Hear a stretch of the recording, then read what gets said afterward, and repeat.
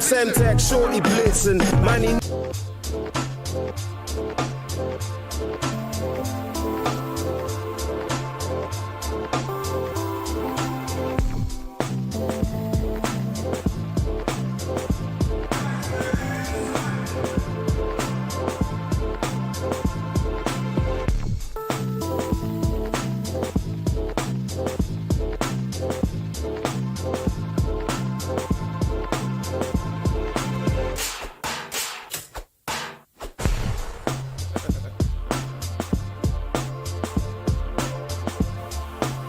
Up in this mother lover.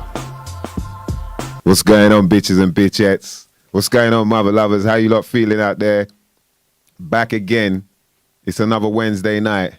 So you're with us. You're damn right. Myself, Mice Diggy. My co-host, Dad DNA. What's going on, bruv? Good, yeah. It's some shit you might not never know nothing about, brothers and sisters. And whoever else is listening, whatever you class yourself as, it's all up to you. You know what I mean? Man or woman, wherever you feel like today, you know what I mean? It's all on you. But yeah, man, good to be back, man. Been a mad, the week has gone mad quick, man. I've been working pretty hard in the laboratory, you know, concocting some new... alchemizing. Yeah, I'm trying to, you know what I mean, conjure up some new forms of influencers. Yeah. So people could catch that. So yeah, man. Soon come though, soon come. I'm looking forward to, you know, I think like it'll be good to be able to do a little pre-party for one of the projects on here. Do you know what I mean? So people can come and listen. Yeah, just for our internet crowd. Exactly, man. Exactly for the internet crowd. Shout out to Brian Boss. Shout out to Black Einstein, Kenny Rebel. Ma, what's going on? What's going on? PLK in the building. Good to see you, mother lovers, man. We got a special guest coming up tonight. You know what I mean? We got to do a part 2 with this brother, man, because, you know, we barely touched the surface, I feel like. Yeah. The other week. So, yeah, man. Brian Boss is asking, what happened to Super T? Shout to Oshi. What's going on, big bro? Oshi Okomilo in the building. Yes, bruv. Yes, this guy, Oshi, he took me on my first ever trip. Was it my first? No, it wasn't my first ever trip, like, gigging, but it was my first trip, like, yo, this is what the life you could be living type thing. We went to Miami. Like, he put together a project with a bunch of, like, different rappers from across the country. You know, some of the Out the Ville crew, Reveal, Messiah, Intense, you know, a bunch of different rappers, and put an EP together. And it's a really good idea he had was, because, you know, they used to do the winter, well, I think they still do it. Well, I don't know now, actually. But the winter conference, winter music conference in Miami. Yeah. And his idea was like, I want to bring UK hip hop to this conference. Like, this is something new that you need to, and it was a really good idea, concept and that. And so, yeah, he took a bunch of us, we all got to record a bunch of stuff. First of all, he got the project together, and then he flew us out there, man. Like, a few of us got to go out to Miami and live that life, baby. Yeah, boy, it's wicked, man. So yeah, that's actually where the story comes from about me first ever learning about email. You know, and yeah, I didn't know that. You know what I mean? And I was like, right, how much is it for a Hotmail? Like, how much is it for email? To Messiah. And he was like, bruv, it's free, man. What are you talking about? That's when I made the transition. It was then that I made the transition to the internet. Never looked back. I never looked back. Yeah. You know what I mean? Smartphone. You're sending up to 5 Hotmails a day now. Yeah. Yeah. All for free as well. They're all free. Bruv, emails are sick, man. They're free, you know. Like, you just type and then you press send and like someone else gets it for free, like. Yeah. Man, good times, man. That was good times. So shout out to Oshi. But yeah, back to Brian Boss, man, asking this question. If he's still there, what happened to Super T? I'd really love to know what happened to Super T, to be honest. Because that guy, really talented guy, man, for people who don't know. Rapper, also producer, Super T. He had a style that was definitely his own. And, you know, I think he set a trend, man. I think he set a trend early, you know, definitely from sort of 97 into 98. He worked with Champions of Nature, which was Lewis Parker, Jest, and a bunch of other, like, sick artists as well, AM. And, you know what I mean? I think it's just one of them things that maybe he, you know, he kind of just lost the love for the scene or the music maybe, and wanted to move on. I mean, he was still producing stuff from when I last spoke to him, but that was quite a long time ago. So Right. yeah, I'm not sure, man, but it'd be lovely to catch up with that guy, man. Super T is a friggin' legend, boy. Definitely.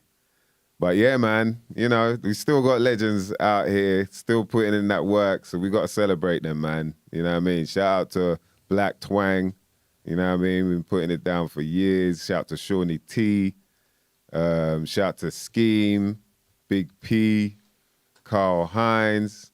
Shout out to Farmer G, man. We spoke to Farmer G a while ago, man. He's doing really well, putting out a lot of different projects with various artists. Still spitting as well. Like, what I forgot to chat to him about that because I remember he was saying he's done with rapping, but it was good to hear that he's back on it. You know, like he did a project with Leaf Dog, which I thought was really interesting because I always feel like Leaf Dog is of that tree. He's of the sort of Farmer G style and all that. And so yeah, man, it's good to hear Farmers is back rocking on the mic. Shout out to Chester P. Shout out to Kashmir. I got to get Kashmir on here, man. We need to chat to Kashmir on here for sure. Yeah. Shout out to Parky. You know what I mean? Scorsese. Like, there's a lot of MCs out there still doing it, still out here. Joker Star. You know what I mean? The bad thing is I'm probably gonna miss out names. Yeah. But, you know, There's no intentional. No, man. You know, didn't miss out on anyone on purpose. No, man. No. Shout out to the big bro. Ty, rest in peace, man. Legend out there. Yeah. Gonna be missed for sure. Shout out to Rodney P. Shout out to Bionic. You know what I mean? There's so many, man. Like, there's people out here still doing a lot, man. Your ma said, yeah, get Cash. Now, we definitely got to get Cashmere because he's an interesting guy, man. He's an interesting guy. Shout out to Ramson Bad Bones.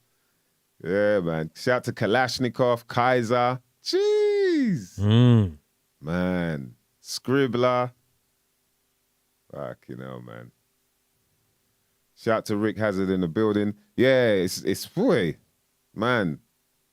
It's sad because, you know, like, there's so many names you can reel off and you're like, yo, these people should be known by a bunch of heads. Like, there should be bare people talking about them and celebrating them left, right, and center. For like laying a foundation, you know, for the rest of us to be able to make something of this. But, you know, UK hip hop. Is that the Rick Hazard? Is that Rick Hazard from Bristol? Is that Rick Hazard from Bristol? Rick Hazard. Is that Rick Hazard from Bristol? That's like a SOS. You're sending out an SOS for Rick Hazard. Rick Hazard from Bristol. Yeah, man. Man, yeah, just asking about Super T just brought back some memories, man. Really cool guy, man. Really just down to earth. You know, serious. The one and only. He's a joker. Right, here's Rick Hazard from Bristol. Good evening, Rick Hazard. Been some time. From Birmingham, yeah? From Bristol. From Bristol. Yeah, you done a show with his band. Yeah, Bristol, Yes, man. Shout out to Rick Hazard, man. Rick. That's crazy. Yo. Yeah, it's good to see people up in here, boy. Yeah. Some shit you might not never know nothing about. That's right. What we got? So I believe we got some... there's some gigs coming up, but these are all abroad so far, all for next year. Basically with Smokey Joe and the Kid. And, you know, which leads me to... I need to let people know that the War Is Over album is going to be out this Friday from a band that I work with called Smokey Joe and the Kid. It's, you know, they're a collective from Bordeaux. So, you know, we drink fine wines. Whenever I go and see them, always drinking fine wine. Eat sausage. Bruv, even the shit from, like, you go to their version of, like, Tesco's or whatever. It's called coffee. And, like, bam. You know what I mean? Like, wine, it's leaking from there. There's all kind of, you look at the thing, you're like, right. And, you know, like, if you go... You know what I mean? To any shop or supermarket around here, like, all the expensive shit is on a certain shelf, innit? Yeah. Like, the cheaper shit, the shit where you're like £3, £4, £5. I might go £6, you know what I mean? Or, like, I feel like splashing out. I might get the one that's reduced to £6, the special offer £6 one, you know what I mean? Over there, bruv, the £3 one, you'd be like, rah. One for €3-4. You'd be like, yo, it's organic. Yo, this shit, like, it's cork. There ain't no screw tops, bro. No, of course Nah, they not. ain't dealing with no screw tops out there. Of course not. So, you know what I mean? When I was like Smokey Joe, the kid, he's So like, give me fine wines, you know? And that's the album there on Bandcamp. Yep. War is Over.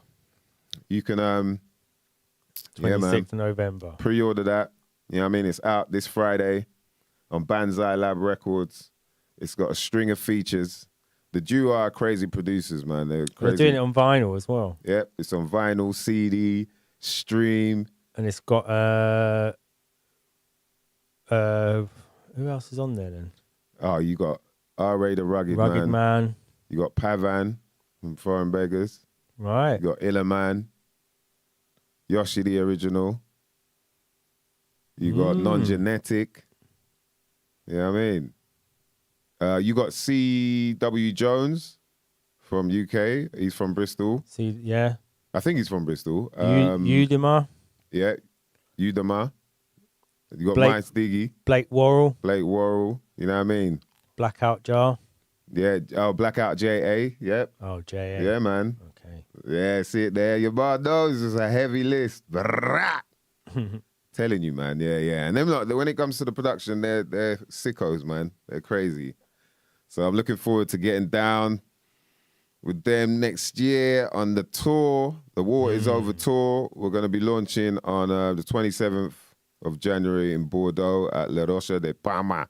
Right, I said that with a Spanish accent, man. It's meant to be You're near enough. You're only La about 50 Rochelle. miles away. La Roche Palma. Yeah, there you go. You know what I mean? I can speak French as well. Normalement, la boulangerie vend du pain. Drops mic. Real shit, man. I kill it. Yeah, man. And on the 28th, we'll be in Paris at Trabendo. Then on the 29th of January, Sanois, EMB, wherever that is. I don't know where that is. And there's we should be going to Guadeloupe in February, Rion in March, La Poussée at L'Oréal. Yeah, boy. Yo, I feel like I feel French when I do Back it. there. It's with the R. As Taste soon as the you go, wine. yeah, It's the R. It's in R. Italian and French, different R. But if you get the R right, you're there. Yeah, you got to go to the back Yeah. back of your shit to get that R, boy. Yeah, that's right. Yeah. Yo. Yeah, the French is hard to learn though, man. And then, yeah, there's a string of other dates as well, but once they get them all confirmed and cleared up, then we'll start reading them off. We're also going to be in the Chip Shop in December. But yeah, when we chat to our next special guest, we can get into that anyway. Yep. Yeah, man. Also, you got the Ramps and Bad Bones Lead by Example LP out there. Make sure you cop that. You have. Is that this one? Yep. That's it right there. All right. That's it right there. You know what I'm saying? That's that shit right there. You've also got the Cruise Control single, Mr. Doris and D-Funk, featuring myself, Mike Stiggy. And that's out there. You can check the video as well, man. And that Nightmares on Wax remix. Yeah, Nightmares on Wax. Yo, Nightmares on Wax. That's some old school, you know what I mean? Like, It's good. Yeah, it's lucky. Yeah. It's probably like, he said, yeah, there's a Nightmares on Wax remix. I was like, right, Nightmares on Wax. And then it just took me back. And I was like, yo, that's an old school name, boy. I remember seeing that name on posters. Yeah. Like, around the Hammersmith, near the Hammersmith Apollo. Yeah. I remember seeing it on the posters on the one-way system. It just makes me think of Yeah. like that era. Yeah. Whatever was it? Happy Hardcore, Happy House? I don't know. They're probably like a bit more like sort of acidy. Yeah. Oh yeah. Acid House. What am I talking about? Yeah, probably like an acid house. Acid house. Yeah. Jeez, all these genres, man. Yeah. Why do you think people come up with, like, why do they have to name it something and say this is this, and then now we have our this crowd? Like, Because Yeah, if you just went to a classical music show and it was actually acid house, you'd probably be a bit pissed off. But I mean, well, what I mean is like, okay, you've got a genre of music, but then so say like you got house music, but then they'll be like, yeah, this is acid house, this is tech house, this is, you know, deep house, this is house shallow house. Like, yeah. But I guess now you're right. And it needs a name for you to differentiate and go. But I get baffled when it's house music. Like someone the other day was like, yo, you into dubstep, yeah? And I was like, look, I like dubstep, but I'll be honest, when I'm at a jam, after about 20, 30 minutes, you know what I mean? It starts to sound the same to me. Yeah. Like maybe I'm not listening to it deep enough, but that's what happens. And then it's the same time with and a place for them, that sort of thing, isn't there? Yeah, I guess, yeah, there's a time and a place as well. We've enjoyed dubstep in the right when you're in the right frame of mind. Yeah, after on an party. island and you're. Yeah, You know, do you know what I mean? If someone puts it on at the right time and place, but a whole night of it is a bit overbearing. Yeah, so I know, you know, and each to his own. I'm sure that people listen to like the music. If I was a lot younger, I probably would have loved to go to just a dubstep night. Yeah, they look like they're really enjoying themselves. Do you know what I mean? So I'm sure they've got a smile on their face. Yeah. And their eyes are all big, so they're obviously enjoying it. It's bare subgenres, boy. See, your mom knows it's bare subgenres. So I get a bit confused as to which is what, and you know what I mean. Like, yeah. And then the other thing about naming the shit is as well is like when they start messing up, you know, like when it's like, right, this is the hip hop charts, and then and then there'll be like a Celine Dion tune in there or something. No, I'm exaggerating, but there'll be like an R&B tune in. You'd be like, right, why are you saying this is hip hop? Someone must have said something because then they're like, nah, R&B and hip hop charts, you know what I mean? But that shit used to baffle me, man. Yeah, Jungle, see, Kenny Rebel's right. Jungle is one where they just went off on the whole. Now there's sub-genres. Yeah. Liquid, lion-hearted, sword, you know what I mean? It's just all kind of levels. Yeah. Was it Jump Up? You got Jump Up? PLK, the eyes. That's the acid house. The acid house eyes. That's the acid house eyes. Yo, people get pinged up in them places, boy. He's just like, fuck, you know, left, right, center, yo. Oh, excuse me, mate. Yeah. You're like, no, get the fuck out of my face. Get the froth out of my face, man. Frothed up, boy. Just bare frothage in there. Like, yeah, people must miss that, man. Getting out proper raving. Are the clubs back open now, proper? I think so, yeah. Mm. You might have to do a bit of jiggery pokery to get in there. Show your passport or show your your status. Your yellow star. Show your yellow star. There, you see the shit about Austria? Yeah, getting a bit rampant out there. Yeah. They're telling like the unvies, you lot have to stay in the yard while the rest of us. It's the least vaccinated country in Europe, I think, isn't it? Austria. Is it? Yeah. Oh, so that's why they said that. That's why. That's why it kicked off like that as well. Then, because everyone's like, "What?" Like, bruv. Yeah. If people knew that, they'd be pissed. They'd be like, "Right, they ain't even fucking." What the hell? Because they're quite into their freedom still. You know, they are.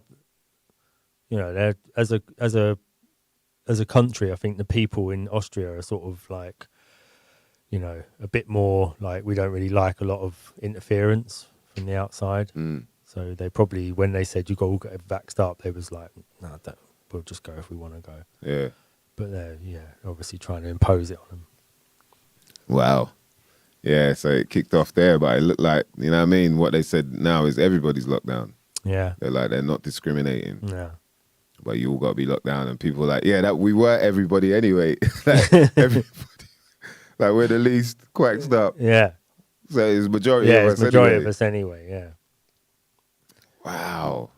See, if people knew that, man, they'll be like, "Rah, I wish I waited." There's a bunch of people now that probably be like, "Yeah, I should have waited," because look, they waited, and look now, like you can see they're still not having it. Yeah, like these people, you think they've got enough, like whoever NATO, whatever army they.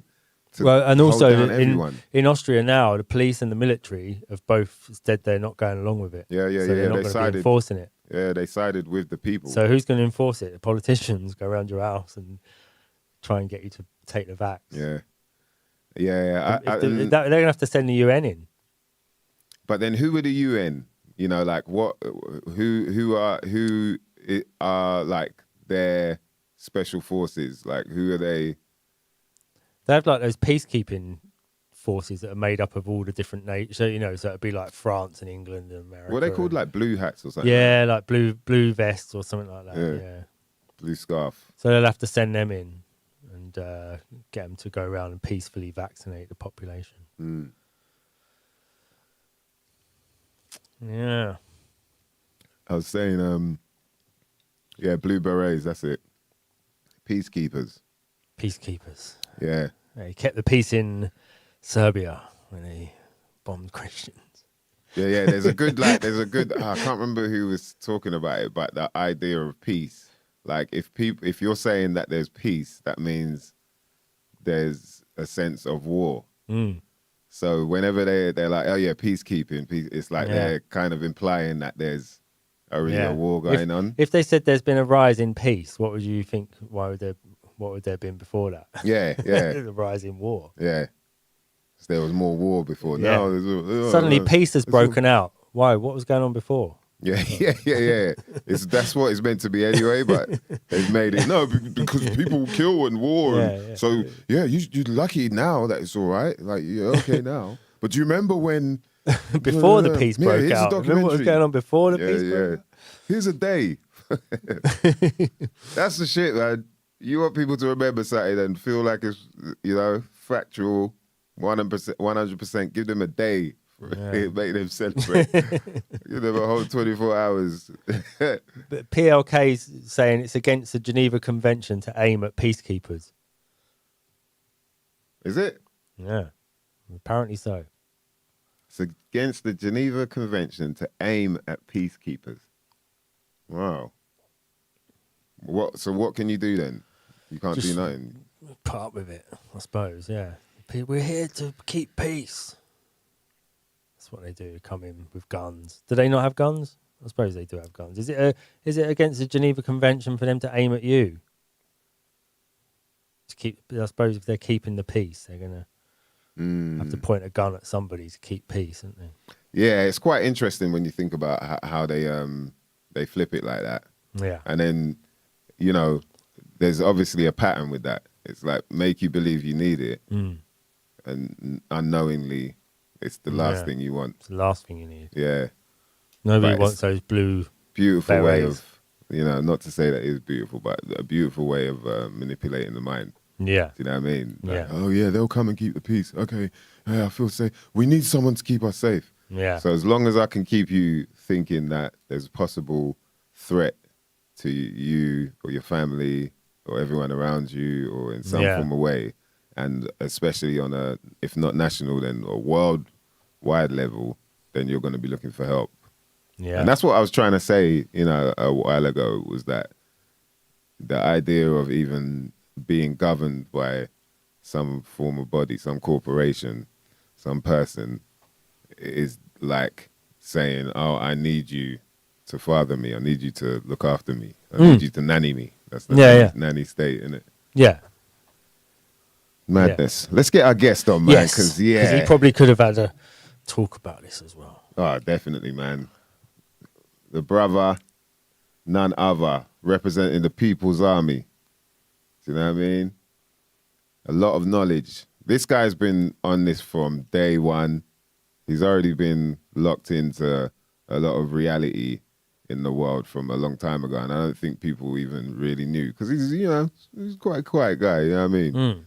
Crazy ass DJ, hard-working mother lover. We had him on a couple weeks ago, and we said, yeah, it's time to do a part 2, man. So really appreciate him, you know what I mean, putting in the time and taking some time to chat with us. None other than our brother, DJ Snuff. What's going on? What's going on, King? Yo, you good? Everything's cool and gravy, bro, man. I've been Yes. listening to you guys chat for a little bit. Like, I hear you do a little roll call of the whole UK hip hop history. Yeah, I was trying to, you know what I mean? There's some names, man. Who else? There's some names that people need to remember. And if you don't even remember, like, know about, do you know what I mean? That need to be celebrated in the UK. And it's a shame that, big up Skinny Man. I forgot to mention Skinny Man. Jeez. Jest. You can't mention everybody, though. There's so many people, man. Real life, you know? Fire Life Cypher, big up to Life MC, man. You know what I mean? Prayers Get of well life soon. right now. He's in hospital right now. You know? Yeah, I heard, man. I heard. Let's send some prayers, send some love to Life MC. He's currently in hospital at the moment, recovering from illness. Yeah, man. And, you know, heart's with him, man, definitely. And his family. Big up to MCD, yo. She's not playing around. MCD, man. That guy, he gave me the inspiration to, I was like, oh, I hear somebody that talks the same way I do, and he's rapping the same way that he talks. And I can hear everything. Feel no MC. Yeah, like I feel MC. MCD, yeah. I'm hearing him like, yo, this guy, it was a Silent Eclipse tape. And we just used to listen and listen and listen. I was just like, man, you know, that is one of them gems. And that was before I got ill. So dope, man. Do you know who else is in the that I would play back to back with the likes of Silent Eclipse on the set would be Black Radical. Oh, Black Radical. A lot of people don't know Black Radical too much, but you check out 2 albums by that guy. Yeah. That was like the same time as Silent Eclipse and all those Genesis period UK rap groups, you know? Yeah, it's crazy, man. Crazy. You know, like the scene. I still roll with a lot of the original dons as well, you know, like even though it's not strictly hip hop that we do, but in the jungle dance, you know, I'm still rolling with Rebel, which chatted about that last time, innit? Yeah, of course. You know? So in our set, we're going to have Daddy Freddy on stage with us. Wow. Daddy Freddy. So obviously, Tenafly, rest in peace, you know, miss our brother Tenafly. Yeah, like, man. That's also like early ragamuffin hip hop schoolage right there, you know. You know, you're looking at the you know, the Ragga Twins I'm DJing for now as well, and they've been, how long have they been doing what they do? 89 probably. Bruv. You know what I'm talking Ragga about? Twins, they're Yeah. Right, that's like the era when people talk 89, about. I remember When that, people talk about the remix league. Yeah. You know, what they Nightmares on Wax. Nightmares on Wax, Right, yeah. That's that era, Nightmares isn't it? £10 I think Nightmares. that about Nightmares on Wax, you know, Nightmares on Wax aren't really acid house, bro. No, but that's what it makes me think of, because the people that I knew then, they were older than me, and they were that kind of raver lot that would go to either acid house, but they used to talk Nightmares on about... Wax wouldn't be played at the rave. That would be played at the after party when everyone's coming down, you know, because like what the style of music Nightmares on Wax was doing was the smokers, the acid. Oh. You know? It got put into the terminology of trip hop. Right. Oh, you know? Right. See, I didn't know. That's what... Low Wax, Ninja Tune, early or late 90s style of what was being called trip hop, you know, which I always preferred to call like just instrumental hip hop, but like dubbed out and blunted, you know. Because trip hop, even the term trip hop is a mad one, you know what I mean? One minute it sounds like what I loved about it, and then the next thing it got all electronic and so on. And I was confused about what is defined as trip hop, you know. Because for me originally it was like the likes of DJ Crush, you know, real bass heavy, brooding, dubbed out beat, you know. Yeah, very much similar to the likes of beats that you were hearing on like Mobb Deep's Hell on Earth and Infamous and so on, you know, to take the MCs off. You know, it's just bass, you know? You know what that is, isn't it? Yeah. That's something.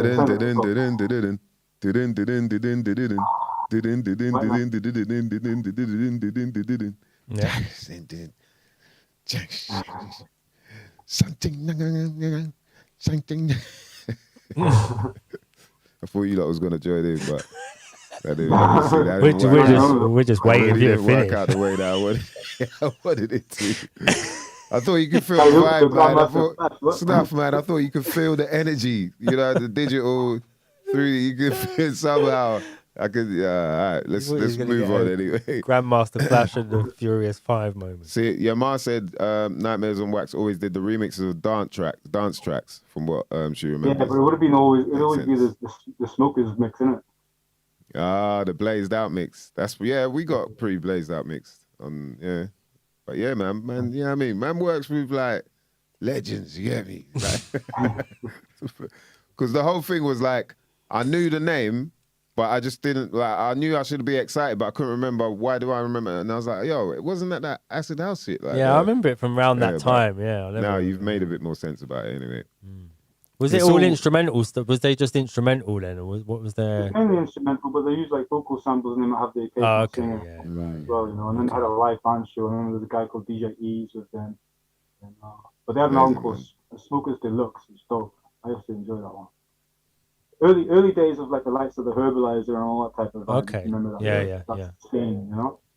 It's mad, man. Like, you know, with this shit, like the stuff that you get up to, the stuff that you end up being part of and whatnot, it's crazy, man. Do you know what I mean? Something like that obviously that name has made an impact from when I was, you know what I mean, probably like 11, like 10, 11 or something. And I used to hear the Nightmares on Wax, like, you know, they always be talking about, like, oh, that's a weird name, like Nightmare. Is that like, you know, is it scary? Is it? I used to think it was like something, yeah. And then years later, now they're like, yeah, we got Nightmares on Wax. Nothing to be scared of. I don't want to hear it. I'm in the corner, like, looking at the CD, like, yo. The vinyl, like, oh, man, just shivering, traumatic period in my life. Little do they know, bitches and bitchettes. Yo, so Snuff, man, wanted to catch up with you again, my bro, because the last chat was definitely stimulating, man. And I felt like, we were both talking about there was more info there that we didn't even touch upon. I just freestyle, and I haven't come here prepared with anything, any topic-wise, you know. I'm just here to respond to whatever you want to talk about. Yeah. Even the last time I was just off the top of the head, and I ain't watched back anything, you know, because I make myself cringe, so... Yeah, I'm quite... You know what? It's weird. The whole thing about watching yourself back in it is weird. I've had to do that, and it's like, right, you kind of don't want to... You don't want to hear yourself again, because all the... Like, do you know what I mean? And I'm always saying, what do I always say? I say, do you know what I mean? Or something like that. You know. Yeah, anyway.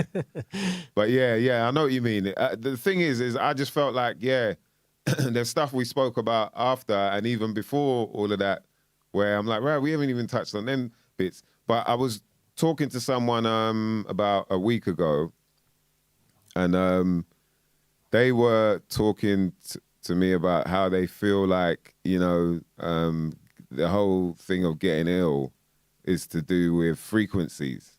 So, you know, the frequency of something that you eat perhaps could be, you know, a bad frequency, and then now you're absorbing that, and that messes with your frequencies. And I was saying, you know, so they were saying like, everyone's kind of getting this frequency at the moment. That's why they're losing their taste or losing their smell or whatever, and it's very similar. You know, from my point of view, I feel like we all react to things in a similar way. It might be slightly different, you know, for some people, and that depends on your load, like your amount of toxins you're loaded with. Do you know what I mean?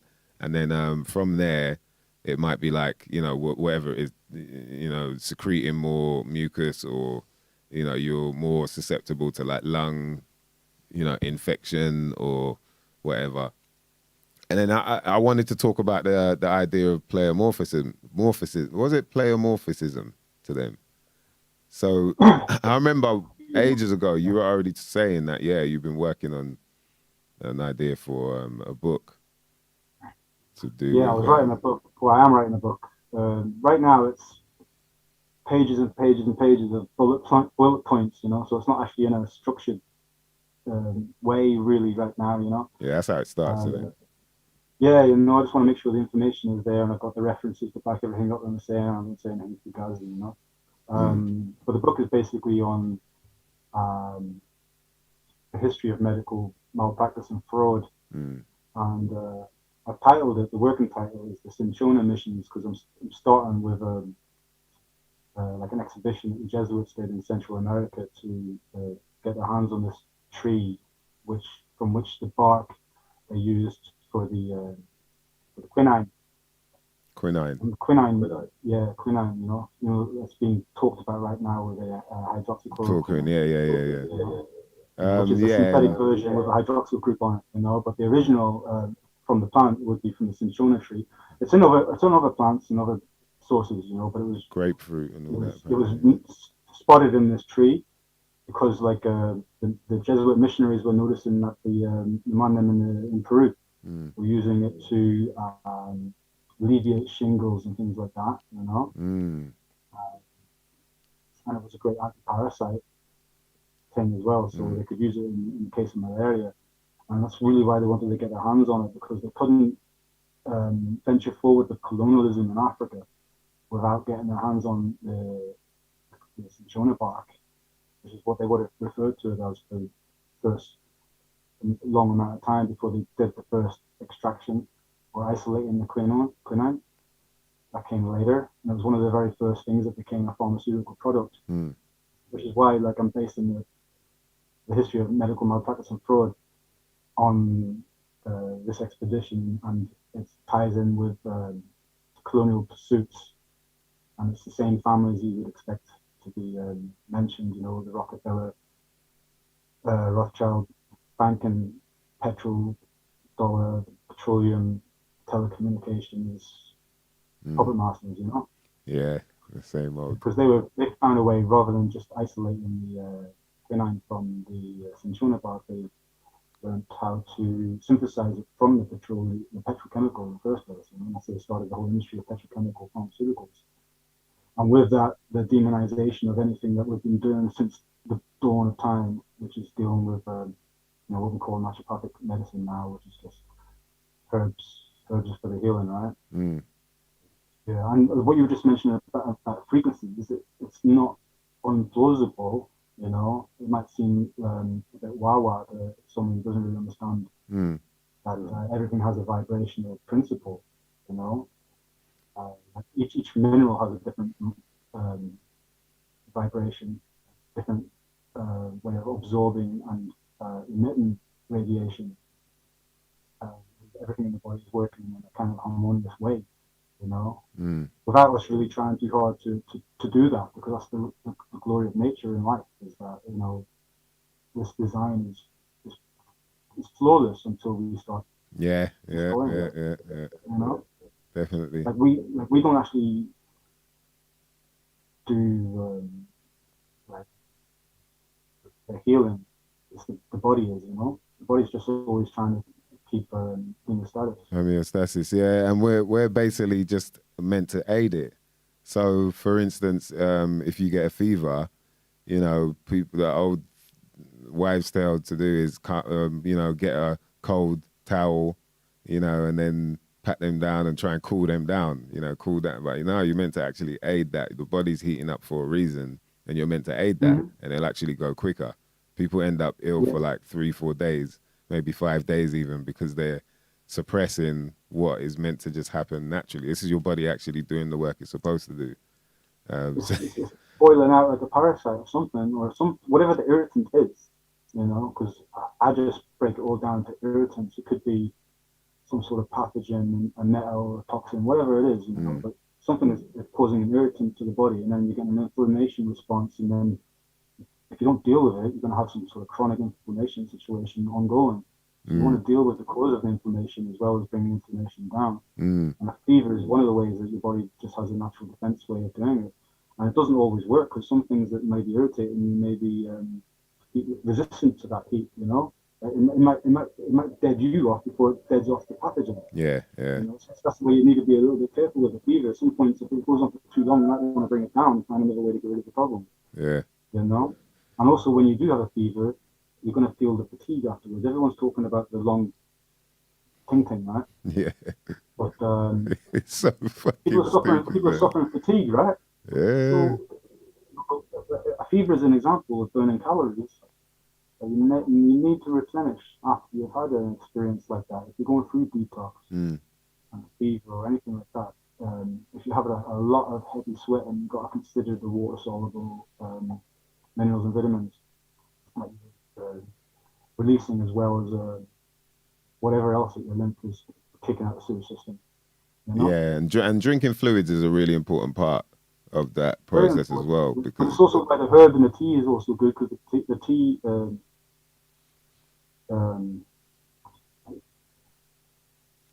like a quick way of explaining tea. Yeah? I'm sure everyone knows what tea is, you know. But, but go in, man, because the magic of water, though, you know, water is magnetic and it pulls into itself. Yeah. So if you're putting a leaf into the water magnetic pull is pulling from the substance into itself, right? If you apply the heat, you're also helping in that process, because you're breaking down cellular walls so that things can excrete into the water more efficiently, you know? So if you're making a tea and you're working with different herbs, and you have a rougher idea of what is in each of the herbs, which is variable from herb to herb and from even the same herb, depending on where it's grown and the maturity of it and everything.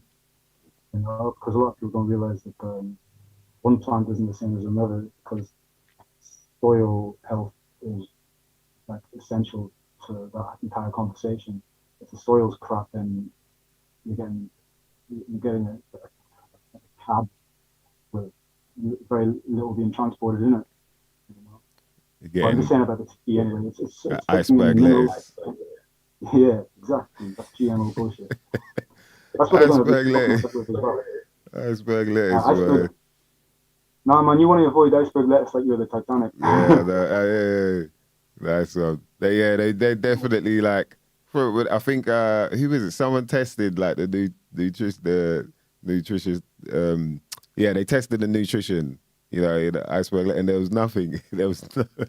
Damn shit, man. It's like, yo, what the hell? I mean, man? I'm not even sure that shit burns, like, you know. It's crazy. Yeah, but just chatting to finish off what I'm saying about the tea is like, once you've got the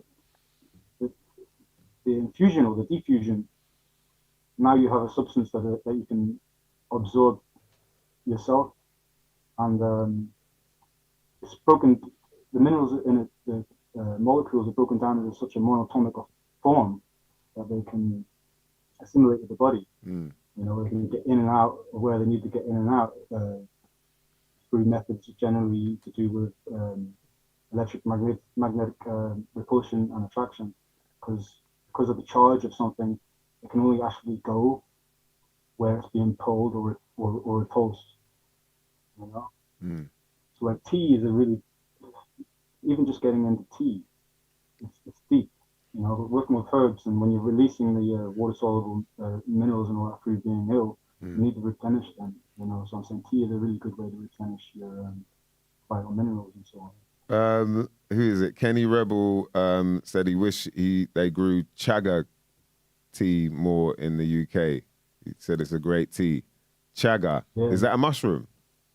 It's a mushroom, yeah. And you can hit up Amy True for a good source of that, you know. Yeah, Amy True's got the chaga actually. Yeah, that's a good point. Yeah. She's saying she's got the chaga. So I got chaga from Amy in my freezer downstairs, you know, and I make a nice tea with that sometimes, and it tastes nice and cinnamony. You can add a little cinnamon to it. It's really nice. And what properties, what like benefits does it have? I haven't gone deep into chaga, but I know that it's adaptogen, you know. Oh, okay, yeah. Mushrooms, man. Huh? Bruv, you can't play with the shrooms, man. Like, they got that adaptogen level. So, and yeah, can you break down what an adaptogen is for people who don't know? Just in simple terms, that it has an affinity with the body. You know, it will work with the body. It will do what is needed in the body and not other random stuff. The way like the way a pharmaceutical would work is that it kind of it's the way the UN would like blanket bomb a country when they're trying to get like somebody in one house. You know what I mean? And they'll call that collateral damage, and they'll also call it safe and effective. And they'll call it, let's be honest, they'll call it a side effect. They'll call it a side effect. They call it a side effect but that wouldn't have happened if they didn't. The terminology of safe in the pharmaceutical world, though, actually is the same as what they would talk about as collateral damage in warfare. Mm. You know, they don't mean safe in the same way that we mean safe. It has a different terminology in pharmaceutical speaking. It still accounts for a lot of damage. You know, which you wouldn't assume just reading, oh, it's safe. You know, safe at a different standard to yours, not to mine. And please call it a direct effect. Because there ain't nothing side about it. That wouldn't have happened if you didn't mess around with me. That's a direct effect. Calling it a side effect makes you go, oh yeah, no, you know, sometimes it happens though, you know, not everything's 100%. It's like, bruv. Well, not everything's 100%. Bruv, if this whole idea is about saving lives, is about keeping people healthy, then that's all it should be. There shouldn't be no side effects. There shouldn't be no casualties. There shouldn't be nothing like that. You know, otherwise it's not doing its job. Yeah, it's so messed up. People's warped brains, man, warped ideas of what reality is, then allows all this shit to go on. Yeah, but you know it's not 100% though anyway. No, like, bruv, come on, man. Listen to what you're saying. Madness, man. I find it hard to even converse with people that have a lot of blind faith in the established order, you know. Especially when I've known them in the past as being in any way type of activists, because I keep thinking, like, at what point did you decide that everybody became benevolent in this world? Yeah, you know, the same established order that exists now is the same people that we've been talking about for the centuries past. You know, you want to talk about World War I, World War II, colonialism as a whole, like, all the wickedness that we've experienced. There hasn't been any changing of the guards, you know. The same people. So why are we suddenly entrusting these people with our health and our lives, and without even any question of it? Yeah. To me, that makes it's bizarre. You know, I understand some people believe that they're all bumbling fools and are not that well organized to do what they're doing in an organized manner. You know, because they have their little puppets out there, like the Boris Johnsons and all that. Look like fools on purpose, you know. But if you keep the script, they've got someone like that in every country. Yeah. They're all seeming to be the same person. Like, I know, like in Ireland they got one in Australia. They all look like, oh, we didn't know. I mean, we're just trying to do our best. Oh my God, give us a break. I'm like, okay, you know. To me, I'm like, I mean, like, you know, the government's up front for the lobbyists, and the lobbyists are working with the corporate. It's not even money that rules the world. It's the people who invent them and control the money, because money's part of the trap. Yeah, big time, man. And we're really seeing it now. Now you're seeing all your stars, all the people that people are celebrating left, right, and center, all your favorite bands, actors, this, that, and the third. Now we're seeing like, yo, you are in the trap. You know, obviously not everyone's seeing it because they're in the trap as well. They're like, money, I got to pay my bills. It's like, yeah, you don't even understand what's going on. You don't understand what's going on in your world, man. Yeah, that's shout to Amanda Juma. Yes, Big Bro's in the building. Shout to the Detective UK. Hit me up. Yeah, man, I'm going to get that. Check out the book. I know Detective UK is going to drop some bombs in the comments, man, so you lot be prepared, yeah, because this guy's got some knowledge. You can even change the structure of water with words, thoughts, facts proven by Dr. Emoto. Ooh, what's going on there? Ubuntu. Yeah, this is a book I recommend getting if you're interested in alternatives to the current financial bullshit. Oh, that's the South African guy. Yeah. Yeah, I've seen that. No wonder I recognize that. And so his thing is about, bringing ourselves out of this currency system, right? Yeah. And it's also exposing the global, you know what I mean? Because it's like we need to break down, you know, we need to pull back the curtain. The curtain, you know, so people can see the Wizard of Oz sometimes before you can move forward. Because you can't even have these conversations until people realize that there's trickery at play. You know, which is why I'm kind of concentrating a lot on my time and efforts right now on people who are already clued up, because there's levels to the trap. Yeah. I mean? It's you're right about that. It's I say to people, it's like Inception, you know, like the dream within a dream within a dream. You know what I mean? And you've kind of got to work your way through it bit by bit, it literally is like an onion that you're peeling back and finding more layers, and you're like, oh shit. So, but you know, the essence is that everything is backwards. It literally is like a black mirror. It's something you don't see reflecting, you know what I mean, the wrong side of things. So you just think, oh yeah, okay, so I should do this because, right, I better register, my mobile, get my, pay my, like everything that you, if you really peeled everything back, you find out, oh shit, it literally is the opposite. Like they're meant to pay me for doing this shit. Yeah. Do you know what I mean? I'm meant to just sign this. I'm not even meant to give you any notes. I'm meant to just sign this in a certain way, you know, with whether it be with a red pen and my fingerprint or whatever it is. But there's like some kind of, I don't they've think just none of added that, man. I layers just and know layers one and thing I know layers. about law. So the one thing I know about law is that no contract means no contract. If there's no contract, there's no contract. That's really the end of it. You know, I know that I got a few contracts with my legal fiction, like whatever type of account I might have with fucking Passport, yeah. You know what I mean?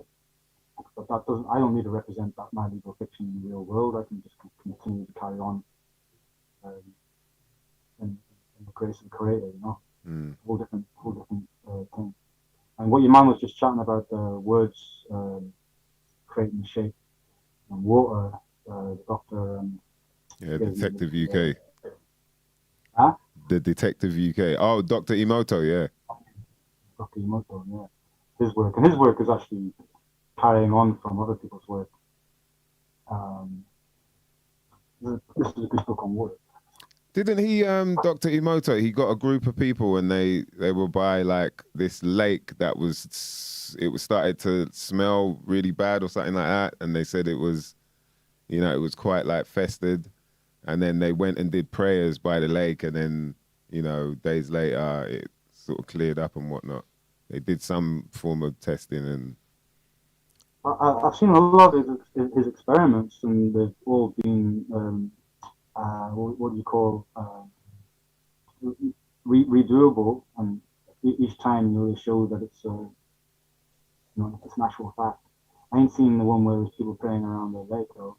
What was the book you just held up? Sorry, what was that book? I mean, it's different to the relationship between intention and water, but that's another.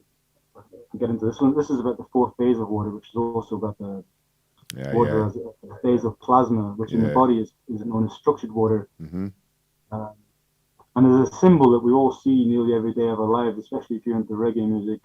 You know, the Seal of Solomon. People also know it as the Star of David. The hexagon shape is actually like the shape that you're going to find structured water presenting itself in. It's a diamagnetic field. It's also the same diamagnetic field shape that magnesium will create in the center of the chlorophyll in the plant. You know, and formed in its function. And these things are important. So when you're giving intention or vibration to the water, which we are as plasma, and it's creating a geometry, that's important to understand the effect of, because your water and emotional intelligence is related, you know. And what the information that you're going to give to your cell from an external source, including thought, is going to give the cell. The cell's going to respond to, you know. It's going to build something for that environment, you know. It's deep, innit? You know, like what do we say? We say your blood's boiling. You know, so it's all, that's the feeling, innit? The feeling, that sense that you're getting is almost like your blood is reaching up to 100 degrees. Yeah. Do you know what I mean? Celsius, and start bubbling up. And that's what it feels like. It's obviously not doing that, but that's the sense that you're getting.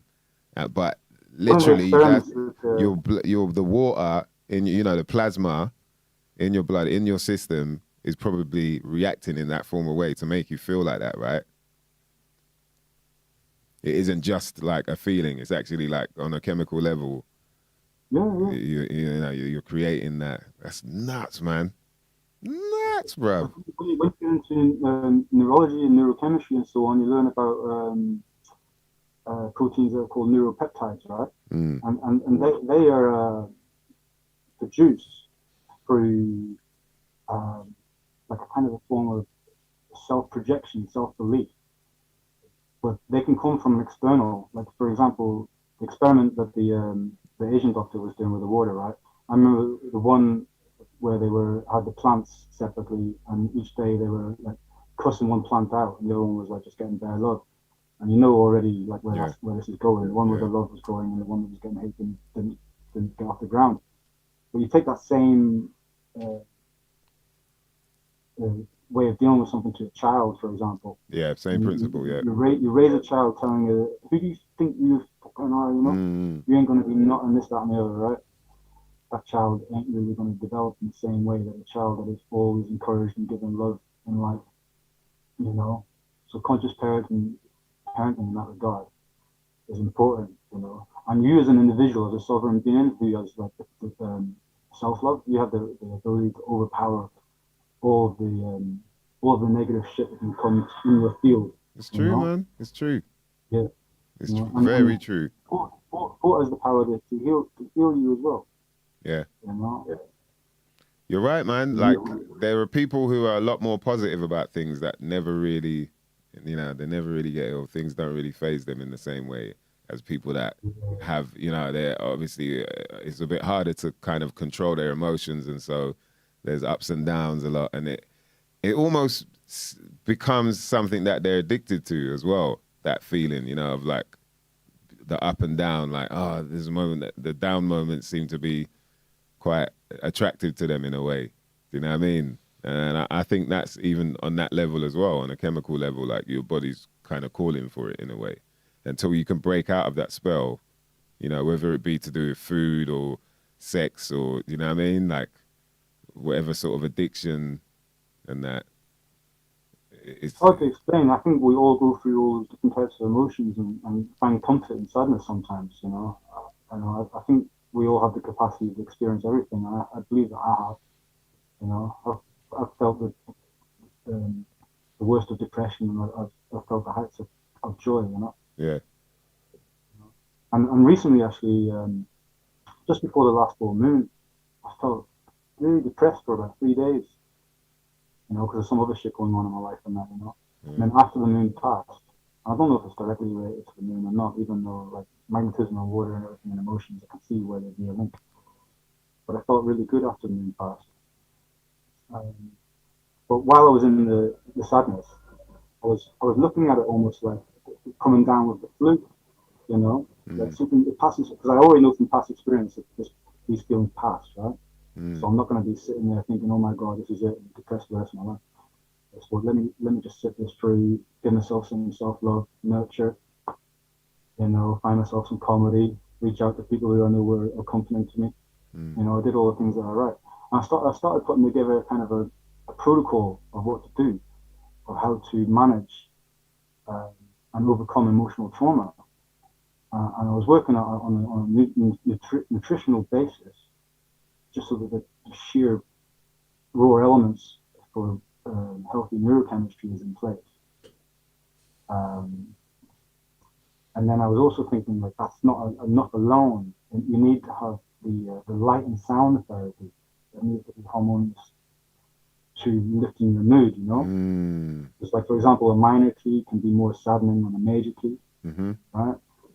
And then I was thinking, on top of that, there's two other things that you need to overcome, like, pull you out of sadness. And one is comforting, which isn't always accessible to everybody, you know, because that could be the cause of the feeling sadness in the first place, being alone.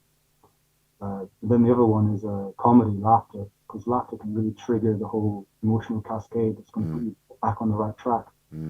So even when I was feeling down, I was like pushing myself to find comedy, you know, because even when you're down, you can't help but giggle if you hear something wildly hilarious, you know what I mean? Yeah. And it has a positive effect, you know.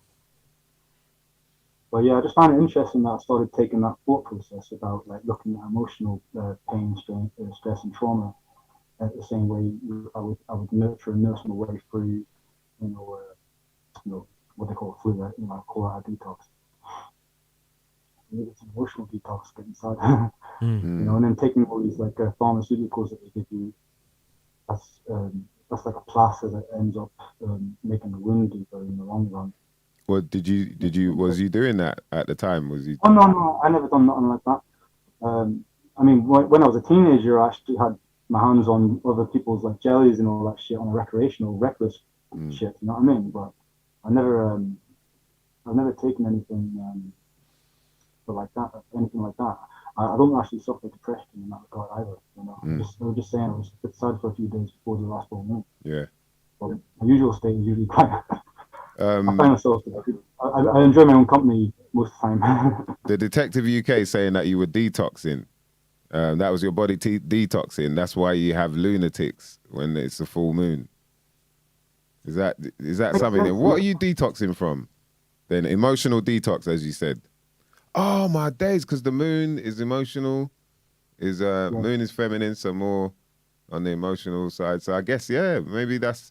And I guess some people couldn't handle, what was going on with them, and so they just seemed like they were going a bit mad. And then people called them lunatics. Luna for the Luna. Shout out to Luna, especially by the way. When away from stuff and throw yourself into all sorts of stimulants and all that, rather than address it. Because I took time to do some self-reflection and so on, Yeah, and when you do things like that, you can be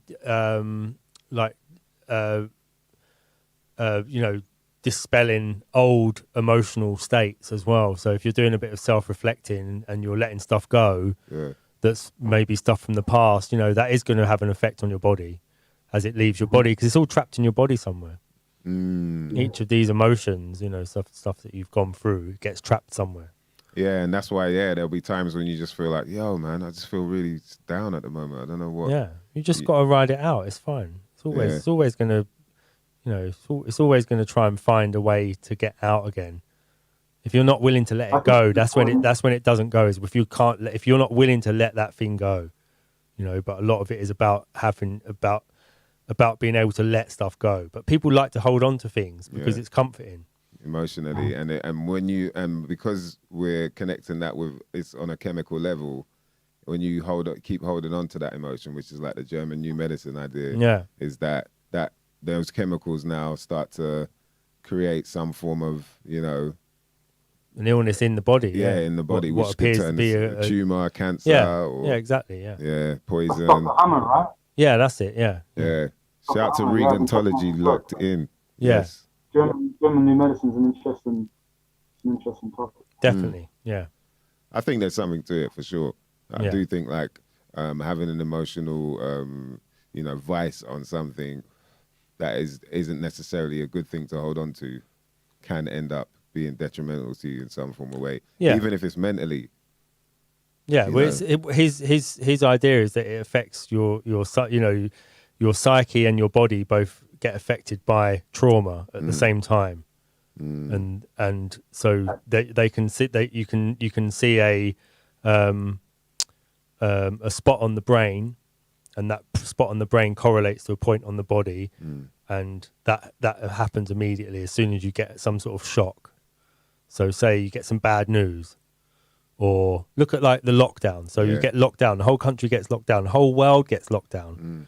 So that puts some people into a complete conflict shock where they're like, oh no, what am I going to do? My whole life's changed, and they don't know how to handle it. And you put them under that for 6 months, and then give them something of getting out of it, and then suddenly they get ill when they're coming out of it. They come out of lockdown, start getting ill, and all this stuff, and it's the relief of being let out of it.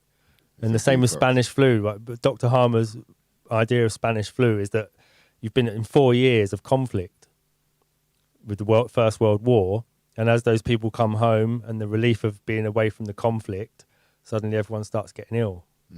So they're detoxing the emotional, the emotional trauma of being in war. They were also being poisoned and radiated in that war. Yeah. Bad conditions and then they were as well. Made sick from that shit as well. Yeah. Bad conditions as well. Apparently it was pretty well, bad. you always get typhus in war. That's, it's one of the results of they say, oh, it's because everyone's moving around, so you start getting typhus and all the refugees and all this stuff. But it's just something that happens with people that are displaced and people that are in a state of like not knowing where they are. Suddenly you start seeing signs of typhus appearing everywhere.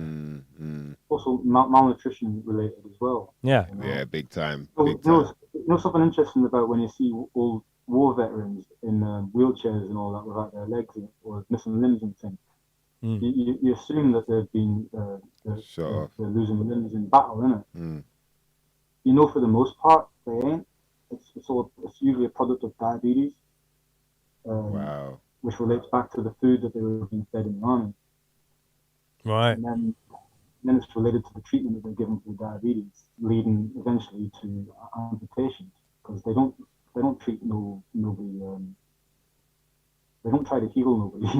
Yeah, they cure. don't try to heal nobody with diabetes. You're not allowed to say the word cure. There's amputation, like there's no other way around it. And it's terrible because you can definitely cure diabetes, metabolic disorder. I hope people are noticing the theme. Well, there's this thing of the duality of, you know, like I was talking about that Black Mirror. Everything you think is meant to be good. Everything that's meant to help. It's the opposite, bro. It's the opposite, man. It's like, yo. And the things that we're trained to be scared of are actually helpful to us. Like, everyone's germophobic right now. Like, I'm just looking at people. Come on, man. We are germs. Yeah, they're germophobic. Yeah. That was another paradigm. That's one that I was like, oh, right. I was like, oh, shit, it doesn't really work like that. So that means everything I've kind of thought about, like, oh, when someone's coughing or when, you know, you walk past someone and they smell, or, you know, you're just like, ugh. People, you know, like, I got brethren like, people are nasty, man, anyway, like, so that's why I just stay, like, I keep my 2 meters, innit, 6 foot, 6'6". I stay 6'6" from, man, you get me? Standing 6'6" from, man, you get me? I just got to make sure I keep my distance, like, but yeah, and you realize, like, right, it doesn't even work like that, like, there's more bacteria and germs than there is us. Walking around, like, you know, in us, like we're made more of all these. Yeah, it's 4 times the amount of germs of 4 times the amount of bacteria in the body than there is cells. Human cells. Yeah, and then there's a multiplication of that for the virome. The virome. The virome. The virome. Yeah, because you got your microbiome, which is the bacteria, right, and then you got the virome, which is the viruses. Okay, right. Which some people are saying exosomes, like, you know, I think it's a mixture. I don't think it's just exosomes because they've managed to isolate the exosomes, but on the other side, no, the only difference is one is yours and one is alien. That's how they differentiate. Okay. An exosome is your RNA material outside of the cell, whereas a virus will be foreign genetic material that's got into your body somehow through a process that is known as horizontal gene transfer. Isn't it that, like, that they're actually there to help us, like, because they want to live in us, they want to make sure that we're healthy. So they help get rid of the bullshit. I don't know if they have any kind of conscious intent, but they pass on information. You know, just like an envelope with some information in it, because it's light. They are the amino acids that they're made of hold various light structures, and that, again, in geometry, form denotes function. It's going to give information to the body to do something. You know? Sacred geometry. Geometry. Sacred geometry is all part of this. Because, like, before we were studying pigments, back in the day, it was just geometry. Like, that's why I brought this little calcite crystal. I wanted to show you an experiment with it, but the only one I could find is too cloudy to show you. You know, but this is a calcite crystal, and we have calcite crystals in our pineal gland. We actually have molecules called Posner molecules, which are 9 calcite crystals in a double cube form with 1 in the center, and 6 phosphates in the shapes of tetrahedrons around that. Yeah. And it's the relationship between the phosphorus and the calcium that is creating our ability to see energy, translate energy. See imagery. Yeah, like to see, because our brain is like kind of saturated in phosphorus, and if you take the information that we're taking, extrapolate from the body, and we look at the technology that we use, like this screen, for example, it's using the same type of technology that we are. You know, like the plasma screen is phosphorus involved with that. It's got the cathode ray system going along, color filtration, and all these things happening. You know, AI, I can't really. What? AI. AI. Yeah, man. I say actual intelligence. I'm gonna stick with that. You know, they can have their artificial intelligence. I'm gonna stay with actual intelligence, man. You know. But what happens with the crystal is I find really amazing. Yeah, is that you could. I can't show you. I wanted to show you like I could put the crystal on something. If you could see through it, you can't see through it, can you? Kind of just about. It's not really, no. What I wanted to show you is that it's going to create like a mirror of what it's facing, in the center of it. So it's creating like it will reverse the image. It doesn't reverse the image; it duplicates the image. It creates two of them. You know, so it's called bifringence. It creates two lasers. You know, and once it goes through this system, because I'm just trying. I want to get to the point that the body is a liquid crystal, and it's crystals within crystals, and it's constantly making crystals, like in the blood. But when it's to do with the melanin systems and so on, you know, the pigment systems. When the light hits you, it first goes into two bifringence lasers, and then from that crystal, it's like friggin' disco ball. And if you can imagine all these crystals are moving rapidly, like the amount of light and structure that's taking place, creating work everywhere, constantly, all the time. You know, like light is really, really important to our biology. You know? And when you learn more about that, you start to take it into account that you need to get the natural light, and you need to be wary of the artificial light, and you also need to be wary about the light that you're getting into your food. You know, someone was talking about the vibration of food causing disturbance to the body. This is where it's going to come down to, because it's about light metabolism and quantum biology. Yeah, and the quality of light as well. So you have to make sure you're getting light early in the morning, and rather than just like the last light at the evening. Don't just get out of bed at 3 o'clock in the afternoon and go and get some light. You've got to be up, and you know, and that's what sets the cycles of your body and keeps you healthy, in that you're not going to bed late and waking up late and all the rest of it. You've got to be getting good quality light. Wow. And also, if you're deficient in certain minerals, you're not getting the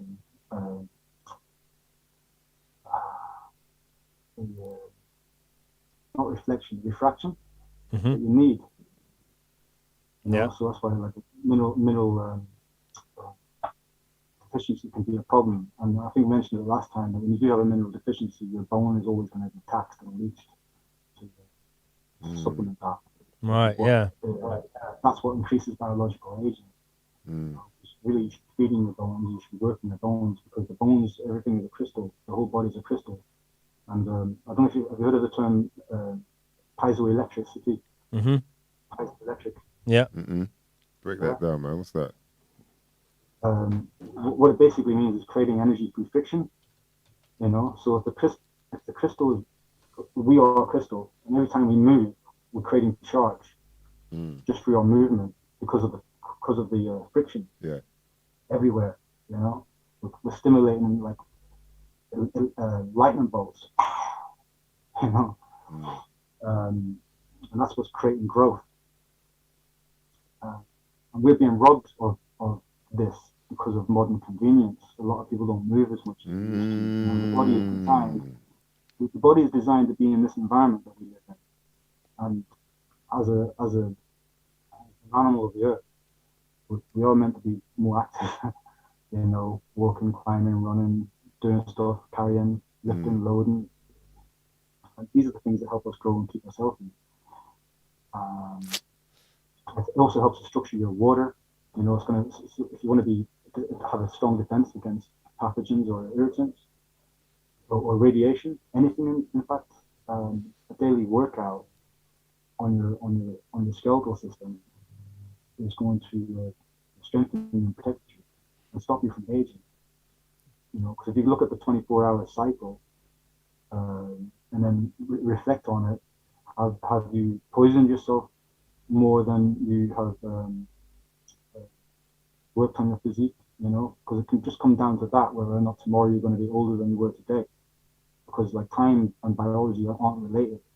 You have two twins that live in different environments. One ages terribly and one ages greatly. You know, because the environment is different, the attitude's been different, the diet's been different, the whole vibe's been, you know what I mean? Yeah. So, yeah, I'm just trying to learn a bit more about the whole health system, understanding the body from a crystal ladder structure perspective. You know, this is a good book on pleomorphism. You were asking about pleomorphism. Biological transmutations. Yeah, this is the guy who actually kind of came up with the term. This book kind of condenses his work. It's good. What's his name? It's a French doctor, Professor C. Lewis Kerveran.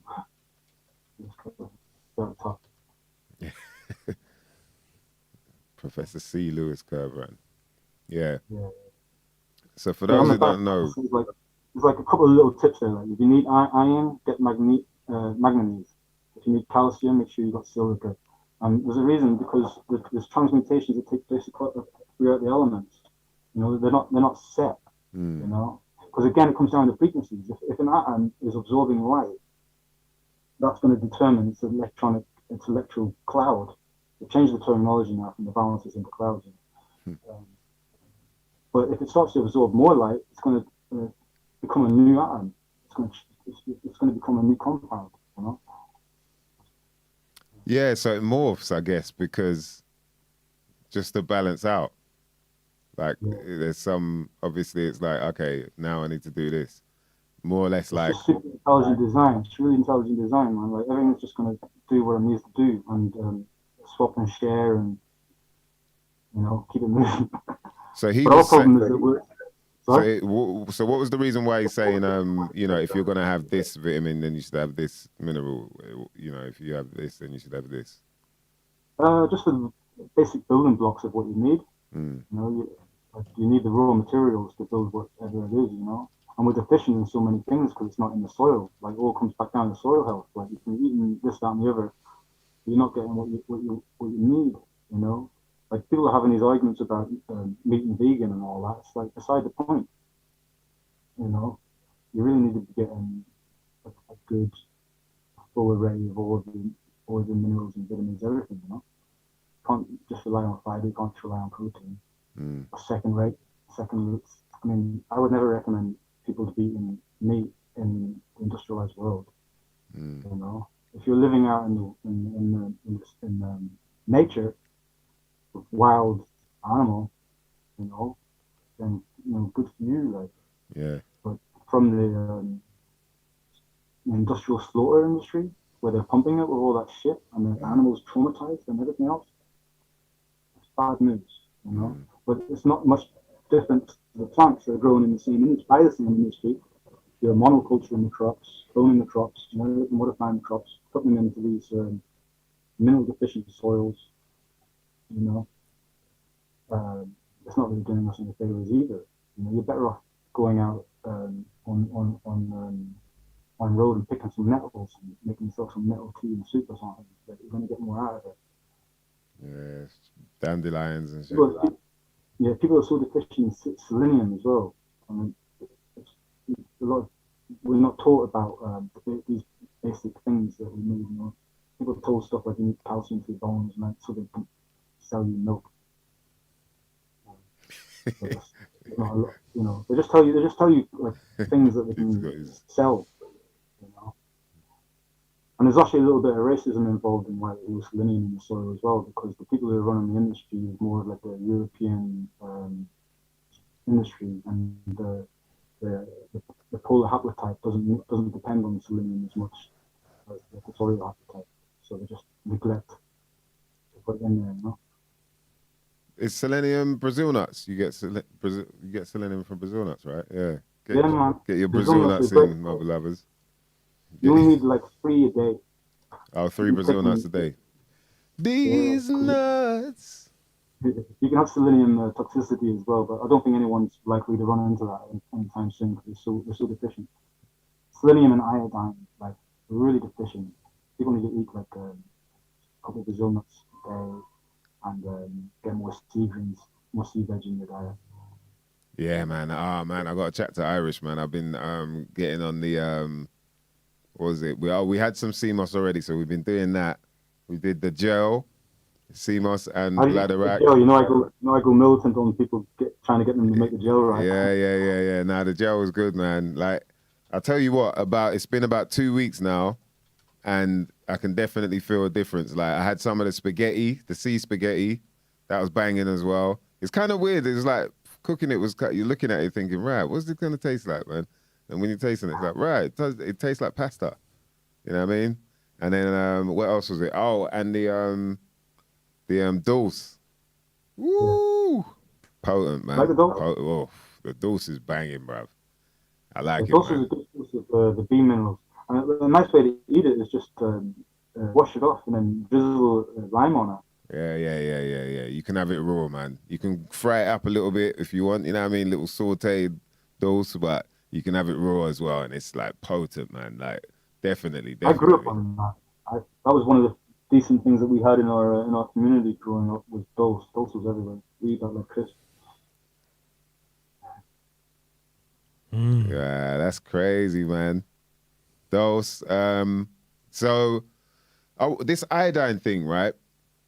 Can you be like, you know, do you have to be careful with iodine as well? Like you said with the selenium, you can have too much, but with iodine, do you have to like obviously keep your doses at a level or what? If you're completely iodine deficient, you don't want to start like loading up on iodine. And that could be problematic because you're going to go from an overactive thyroid to an underactive thyroid because it deals with signaling and so on and metabolism, and it's related to the thyroid a lot. Thyroid. It's similar to the selenium, but if you start to get more and more used to having iodine in your diet, then you can tolerate a lot more as you go on. Yeah. But if you're just starting to get iodine into your diet, you don't want to load up on it. You don't want to take supplements either. You want to make sure you don't have dietary source. I never recommend these synthetic anything. No. It's always problematic. Yeah. Okay. Yeah, because I was wondering, man. I did read up like. Well, we're talking frequencies. Iodine is actually the base harmonic of oxygen. You know, which is a whole other way of looking at stuff. You know, hydrogen is going to be a higher octave of oxygen. You know, so we can make music about it. This is where music and healing can come into play as well. Regantology is asking, is iodine once every few days? Would you say take iodine once every few days, or is that just sort of to build up a tolerance to it, or what's the plan? Well, I wouldn't say like take anything. Just incorporate it into your daily your daily vibe. You know, so I'm saying just eat more sea greens in general. Yeah. Rather than too deeply about how much you're getting of this. But you're saying just be aware of how much you're getting because you can overdose on it early on. Think anyone's going to that's so much sea greens. Yeah, you don't know. You don't know our chat. Yeah, but they're extreme people. The thing is, some people have got like the tincture. Like I've got a tincture of iodine. You know, like the oil. And so, where did they get it from? I don't know. It's a good source. Like it's not, but I'm saying like, how would they like? How many drops would you say a day then, or whatever of that? Because that's kind of different from eating. I think the sea greens, when you're meant to get all these minerals, we're meant to get it from the source, really. Do you know what I mean? But like, there are people that obviously get the. I make tinctures that are loaded with iron and phosphorus. You know, just using metal and wild lettuce and shit. know, so they're handy. Because I use tincture when I'm making my CMOS gel, because I'm loading it up so that I want the right ratio of calcium, phosphorus, and iodine and everything. Yeah. You know, so I'm going to work it out. I'll know like what the ratios are is in the chondrus and what the ratio is in the kelp and what the ratio is in the bladder, and work it out mathematically so I know that in every tablespoon there's this much calcium, this much phosphorus. I want that for a particular reason, you know. So with the iodine, again, it's not like something you need like loads of, you know, to trace element you need in your system. So yeah, like just incorporate more sea veggies with that, but like don't go try to eat the whole ocean. Yeah, man. Get that sea moss in, get some algae in, sea spaghetti, the bladder rack. Jeez, man. Nori. Yeah, nori. Nori. Yeah. I mean, and it's just potent, man. Like, it's weird because I've been doing noni, you know, the noni fruit. I've been having that. And like I said, you wake up, you feel like, yo, you're on a cloud. But then since with the, doing all these sea, you know, vegetables, like I wake up, bed on a cloud, but then I'm like, yo, I'm ready to, you know what I mean? I just go in, like I want to do a workout or something. Like I'm like, right. Yeah, you just wake up with like a different energy, man. Nickname the Irish moss. They used to nickname the Irish moss. Put it back, innit? Because for when man like being out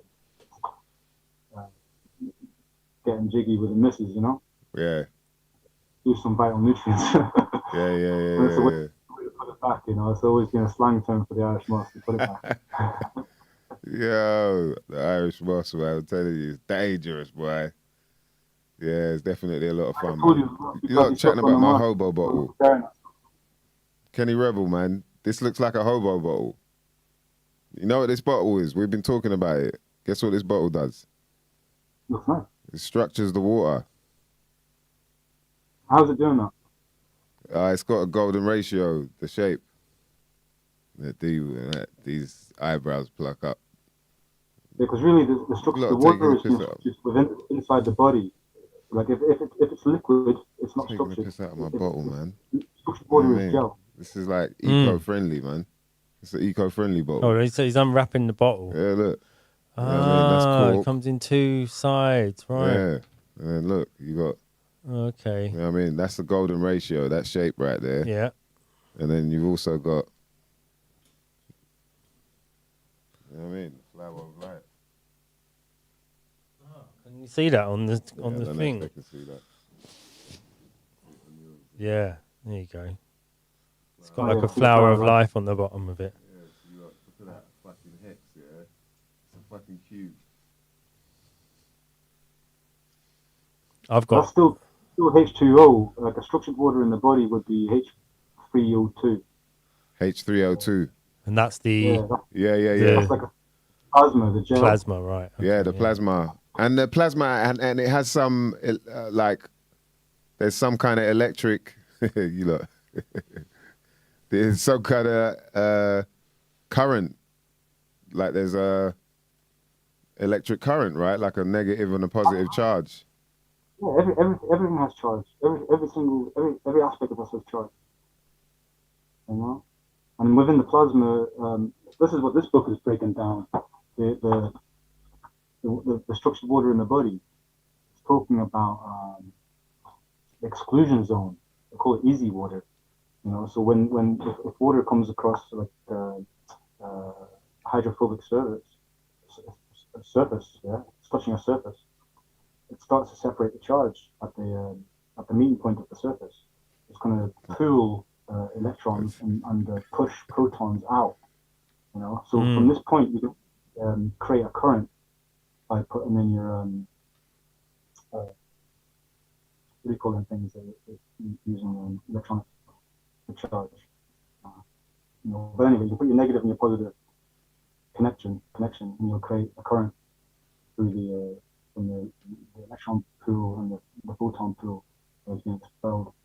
And this is really key to intracellular cleansing as well, because if you're looking at the cell as being predominantly full of cytoplasm, what's going to push irritants out is the structuring of the water, the expulsion that takes place. And one of the great ways of doing that, again, is through reverse inertia, hormesis, the effect of exercise. Reverse inertia. That's where you get the reverse inertia from isometric exercise. You know, it's when you're doing like holds, and you can feel yourself trembling inside. Planking. You know? The other important thing was near infrared light that you get from the rising sun is one of the greatest things for structuring the body's waters. So the more sunrises you can catch, or early morning light, the stronger your health will be in general. Yeah. Because your water will be you're irradiating your blood and you're cleansing your cells from an intracellular level. Trust. You don't want to know, it tastes like structured water. They definitely taste different compared to like normal water that I'm drinking. And there's no need for me to lie. You know, this was a present, by the way, so don't disrespect my present. Yeah, you look out there trying to cuss my hobo. Look, man said it looks like a hobo. This is to Kenny protect Rebel the said glass. you get them on QVC. Yeah, man said you get them on QVC.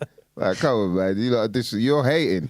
Kenny Rebel saying that because he saw it on QVC. Envious. He was like, rah, Yeah. shit, man, I might get, nah, it's gone up a bit. Nah, okay. Yeah. And now he's seeing that man's got it. He's like, rah.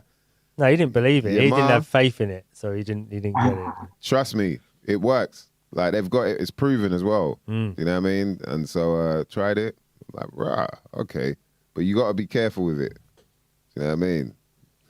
With great power comes great responsibility. You know the Irish moss gel, when it's made prepared properly as well, it also helps to structure the water in the body as well. Yeah, for sure. It's got that gunky, gluey, kind of plasma-y vibe to it as well. It's that, you know, it's like okra, isn't it? Huh? Okra's got that as well, isn't it? Yeah, okra has got. Well, I haven't looked too deep into okra, but I know okra has got like important minerals. I think it's got good calcium, and it's definitely good. Definitely good for the gut micro. I know that the gut bacteria enjoys okra. Oh, okra, yeah. I don't know the reasons of it. I just know that okra. I have okra in my diet. Actually. Oh, your One mom thing was... about the Irish moss that's worth mentioning though is that it's also a starch. You know, we're usually like really scared of starches. You know, because it just breaks down the glucose sugar, right? And often, sometimes it's like a glutamate type of harmful substance to the body because of the hybridization of food in general. But this isn't that type of starch. This is galactose. And galactose is the preferred sugar for nerves and neurons. So it's going to also help you keep healthy cognitive function, and the fact that it's going to help strengthen and reinforce your myelin sheath and them type of thing there, you know? Myelin sheath, yeah. That your type of stuff, you're going to get seizures, you know, because like having lesions throughout your body and your nerves is what get called to be the multiple sclerosis.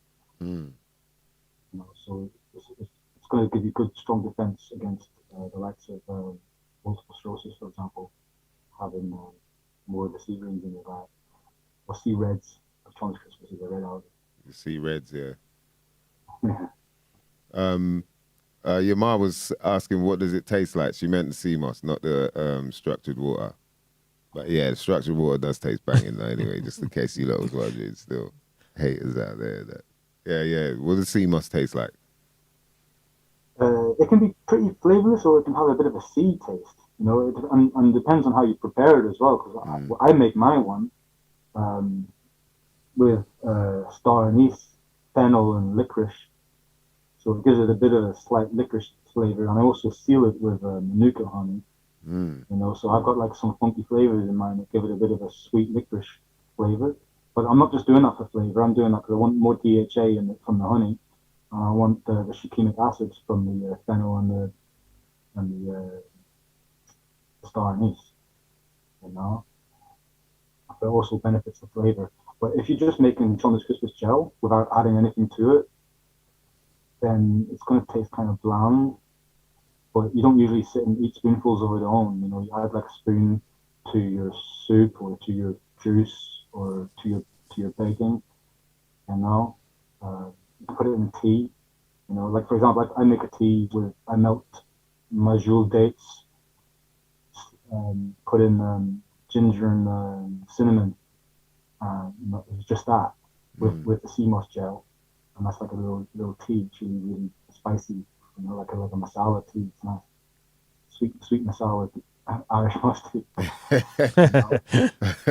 That's a mixture. Fusion food. Yeah, fusion food. People use it as a thickening agent, you know, which is also one of the reasons I try to kind of tell people to be careful with the fugazi stuff being sold if it looks too clear and so on, because a lot of it's been depigmented, bleached to such an extent that it's really just used for industrial use. And the industrial use of carrageenan, which is the gelling agent inside the sea moss, is used as a bulking agent in so many massive industrial products like ice cream and toothpaste and lip balm and all sorts of mad shit. It's used in the pharmaceutical world as well in the petri dishes. So there's a big demand for just the bulking agent, the carrageenan. So the people who are selling it, they're not so concentrated on the best quality for your smoothie. You know, you need to be sure you know what you're looking for, which is why I kind of recommend to get the stuff that looks darker in color, because the pigments are really. It's not just the pigments. The pigments are really important aspect of the benefits of the CBDs. Also the gelling agent and the lactose, and the sulfated polysaccharides. But pigments are super important. Mucilage, that's the stuff you're on about. Mucilage. The sticky stuff that's like okra and sea moss and algae or whatever. And, they have. Yeah. Mucilage. There's another. Remember MC Mucilage? Mucilage, yeah, and it's good for. It's actually good for us because you know it kind of coats your mucous membranes apparently and creates a nice barrier for you. You know, like because it's like a sort of film. Like aloe vera's got it as well. Yeah, so aloe vera. like That's it. Yeah, sticky, aloe vera. Yeah. Wow, man. See, and these things, you know, you see there's a link there, man. That they're all plants or foods that are told are good for you in psyllium some form of way. husks. Psyllium husks got it as well. If you when you put psyllium husks in water, they go into that sort of gelatinous type thing. Chia seeds as well. Yeah, chia seeds. Yeah. Put them in a glass, fill them up, it turns into a gel, and they're highly electric. They're full of. You see them jump around in the packet. Like they got energy. That's mad, isn't it? Yeah. Foods are there for us, bruv. We just got to find them, that's all. So Kenny Rebel's asking, no, we are a third world country. Thanks to water companies dumping sewage, will seaweed be affected? You should always be cautious of your sources, you know. But the sea is such a powerful self-cleaning entity itself, you know. So you can look to get a source of your algae from a place that you know has an excellent currents. You don't want to be getting it from a place where water pools, you know, because that's where you're going to have a problem where water pools and stagnates. And you get shitty water. But if you have like aggressively flowing water currents, you're pretty much in the clear with that type of vibe, you know? See it there. That makes a lot of sense, man. That makes a lot of sense. Some parts of like the coast of Ireland, you know, where water is flowing hard, and as well, it strengthens the algae as well because they're holding onto the rocks. Right. They don't have roots. That's a little tiny little clip. Yeah. So you're imagine the size of kelps. They're enormous. They're big enough. Yeah. So you're getting stronger strains, more virulent strains, where the water's more turbulent. Yeah. Yeah, the wildcraft, and when they're wild, that's a good point. They gotta strive harder to live, so they're definitely gonna be more stronger, you know. Tough times make strong algae. Yeah. That term wildcraft has been kind of watered down as well because they're using it even now in farming. In They'll farming. say it's wild. Yeah, they'll say it's wildcrafted, but they're farming it on ropes on the coast, Right? rather than foraging for it. So sometimes the little terminology gets a bit too gazy. Yeah. Like even organic doesn't really mean what you might think or hope it means. Yeah. There's obviously like set. They can say this organic means this. They can change the definition of it, and then now you can spray like only 25% of your yield should be sprayed. In some of the states, I'm not sure which states this is. Like, it was disgusting, but they were passing off the organic fertilizer. You know what they're using? What? Human shit. Human shit. I guess if they're eating organic food, Yeah, but yeah. I don't know if that's how humans. Well, how do you think we discovered that food would grow? It was like oh, it's at the end where we're shitting. It's like food growing. I'm actually down with the philosophy of like shitting in your own garden and being part of being part of the loop. But I don't trust processed people's poop. No. For my food. I don't want no McDonald's poop growing my kale. Yeah, exactly. That's what I'm saying. So depending on who's, that's kind of messed up, man. But regotology, yeah. Chia seeds are really good, man. You should get into them. You can sprinkle them on your breakfast if you're having porridge or something like that. Let it set for a bit. Let them gel up. Do you know what I mean? Yeah. Good for things like acne, moisturization, natural serum. Get your protein, copper, zinc, alpha linoleic acid, iron. Jeez, yeah, iron was the one that I knew about, but damn. So you got a lot of properties there that are definitely beneficial, man. Anyway, one of the basic facts, that you need for intelligence. It's true, isn't it? The brain depends on facts. Yeah, and they try and tell us to keep a low-fat diet for some reason. Yeah, there's different types of fats, Yeah, exactly. But we definitely need, I need more fat in my diet. Like I'm trying to put some weight on. It's really hard for me. I work out, but I'm really strengthening my bones. Yeah. Building some firm muscle, but you wouldn't see them. Yeah, it's hard as you got to switch the diet in some form of way that kind of helps you bulk up more muscle.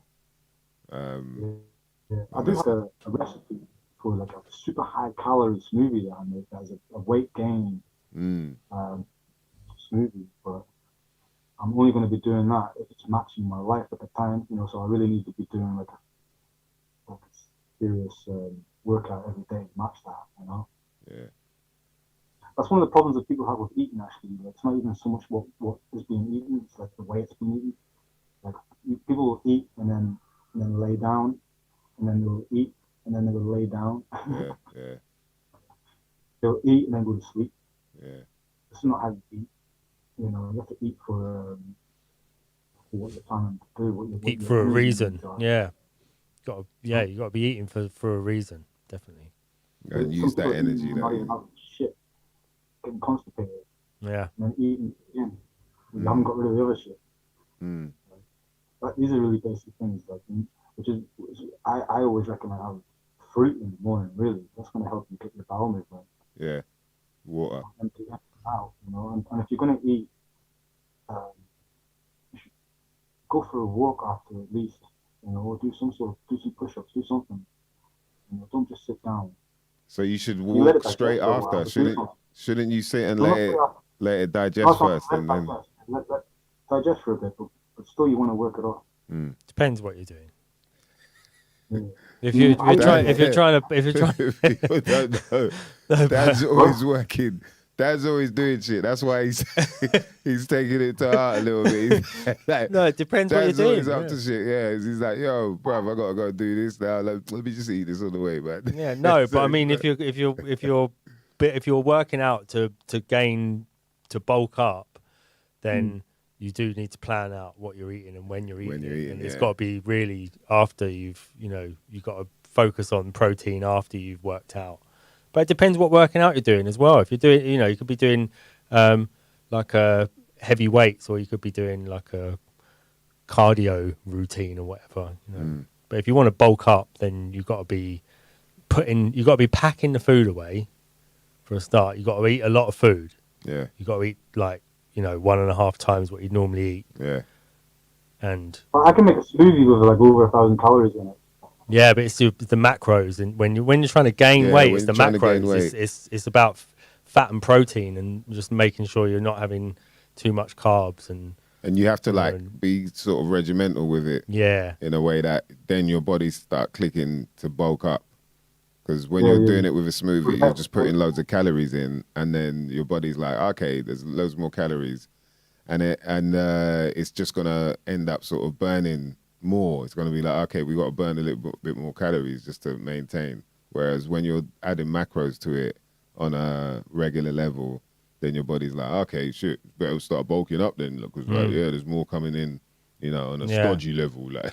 But trying to get protein in as well, so that you've got actual muscle building. Yeah. Something to build muscle, and then the fat obviously to help break the protein down as well, and not mixing the carbs and proteins if you can help it, so you're not sort of doing bad food combining or whatever it is, not preventing them. I would always recommend like eating dinner early and working out late. Yeah, I mean whatever works for each person really, because everyone is sort of different when it comes to actually things like bulking, and everybody's got different bodies when it comes to weight and bulking and it works differently, fat content and everything. Yeah. So people have to really try all different ways of doing it, and then see what works. See what works. Because there's a couple of people saying they find it hard to put on weight. Kenny Rubble and Yamar, and that's the thing I've noticed, is that everyone's a bit different in terms of how their metabolism works, and so you kind of have to tailor it more to your sort of routines. Like it maybe even you have to slow down a bit with certain things, whether it be train of thought or physical activity or whatever. But there are certain reasons like that, and then also what you're consuming, in terms of the food, like whether it is stuff that's going to help you bulk as well. That comes into play. So it's like everyone's different. And so there's more to it than just like switching up your diet, I think. Anyway, but in one of the main things that I've learned is to focus on the macros of the food rather than the calories of the food. Because for sure. That really made a big difference for me when I was like trying to actually put bulk on. Yeah, not just having 2,500 calories, but just having the right calories. Yeah, and the right balance of. No, I focus on that as well. I mean, I said I fill the smoothie with calories, but it's full of macadamia nuts and hemp. And all that kind of stuff. Yeah. Antioxidant things as well to go with it. It's actually hard to have a lot of protein. That's the other thing as well, because protein's actually, it's not a lot of calories for the weight. And you're only meant to have like 2 grams of protein per kilogram of weight a day, otherwise it all just turns to glucose as well. So you have to you have to sort of work out your protein first, about 2.2 grams per kilogram of weight, your body weight, and then that gives you like your first macro, and then the others you work out from there. So there's a balance of fat and carbs. Obviously you don't want too many carbs if you're trying to bulk, or if work out either way. But if you add on say 10% if you want to bulk. So instead of 2,500 calories, 2,700. The terminology used around macro and micro, I think, give what gets categorized as micro too little importance. Yeah. I don't believe that micros should be micros. I think like your vitamins and minerals, they need to be. You need to be getting them in. Yeah, of course. Yeah. You have to concentrate on that as well. Yeah, you can't just. The terminology, when they say micro, they think like, because people go to the gym, and even now with like, someone with a regular personal trainer qualification may do your workout with somebody, and then afterwards, a quite happily let them drink some Gatorade to replenish some lost electrolytes, and that's not going to cut it at all. No. Especially with those drinks that have got artificial colors and flavors. That's it. You see that a lot with a lot of the workout stuff. Crazy. When you actually look at what's in the workout stuff, like the bars, you know, these protein bars and drinks and all these you know, things that the protein powders whey and all that protein stuff. Look what's in them. It's With all vanilla, like artificial, vanilla flavor, strawberry the flavor, flavored whey ones. protein. Oh my god, rainbow flavor, rainbow flavor. Rainbow, no, terrible. candy. Really bad stuff in there. But I don't know why they don't make them actually good for people. I just don't understand why do they do these things and then put like chocolate around them? Like, why do they do that? Why do they do like a protein bar with chocolate around it? Just make it. Do people, are they that adverse to eating something that's meant to be good for them? Yeah. That it's got to be coated in. It's got to be coated in something that makes it appealing.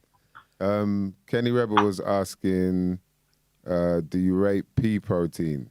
His mate uses it in shakes. Yeah, I don't really eat peas too much, but pea protein's up there. I think it's a good one. Pea protein, baby. You know what I'm saying? Mm-hmm. Hey, man, got that pea protein, baby. Hemp is my one. Like, hemp, I think, is number one.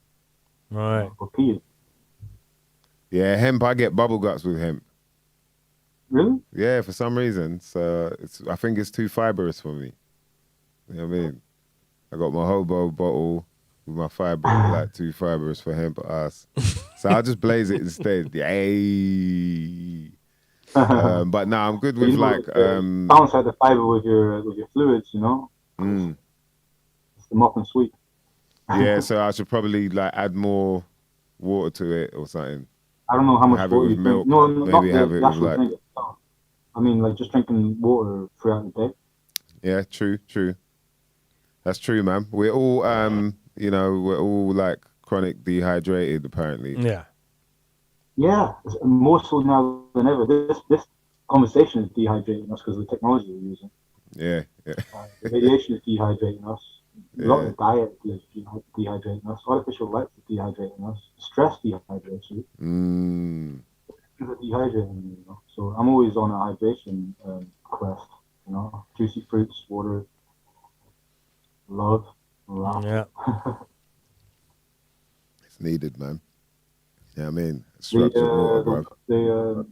The moss as well, like the way the sodium salts work in it, they can actually create water in your body because like part of the mitochondria's role is to produce water, you know. Like we are an entire self-contained ecosystem in some regards, like create our own water. Is that also like, so you've got the mitochondria, but you've also got bacteria, and it's actually a bacteria that is calling for the fucked up food. So say like when people, that's the reason why people go out drinking, they get drunk, and then later on, you know, the alcohol's screaming now for some greasy, salty, like bad shit, and that's why they end up going for their kebabs or McD's or whatever it is. My understanding is more that it's parasites, and parasites can hijack your nerve signals, you know, and just start demanding sugar. Give us sugar. Yeah. And that's where the addiction comes from. Oh, yeah. Can be, yeah. Things like candida or something that's basically just eats sugar. Because they're abiotic, they eat sugar, so you get things like candida that actually just breathes sugar. It doesn't breathe oxygen or carbon dioxide. It breathes sugar. So it breathes sugar. They metabolize sugar. That's you know, rather than breathing oxygen or carbon dioxide, they sort of metabolize sugar. Jeez, so, imagine that, or you're like Charlie's in the chocolate factory. Yo, sugar. Yo, just give me some more fucking sugar. No wonder these youths go so mad. They're like, yo, give me some fucking little 3-year-old. Like, yo, bro, give me some fucking sugar right now. Yeah. Well, like one of the theories is that these what you call like quote unquote parasites actually are in the body to take up the slack. So say you're having too much sugar, then the candida will eat the excess sugar that your body can't process.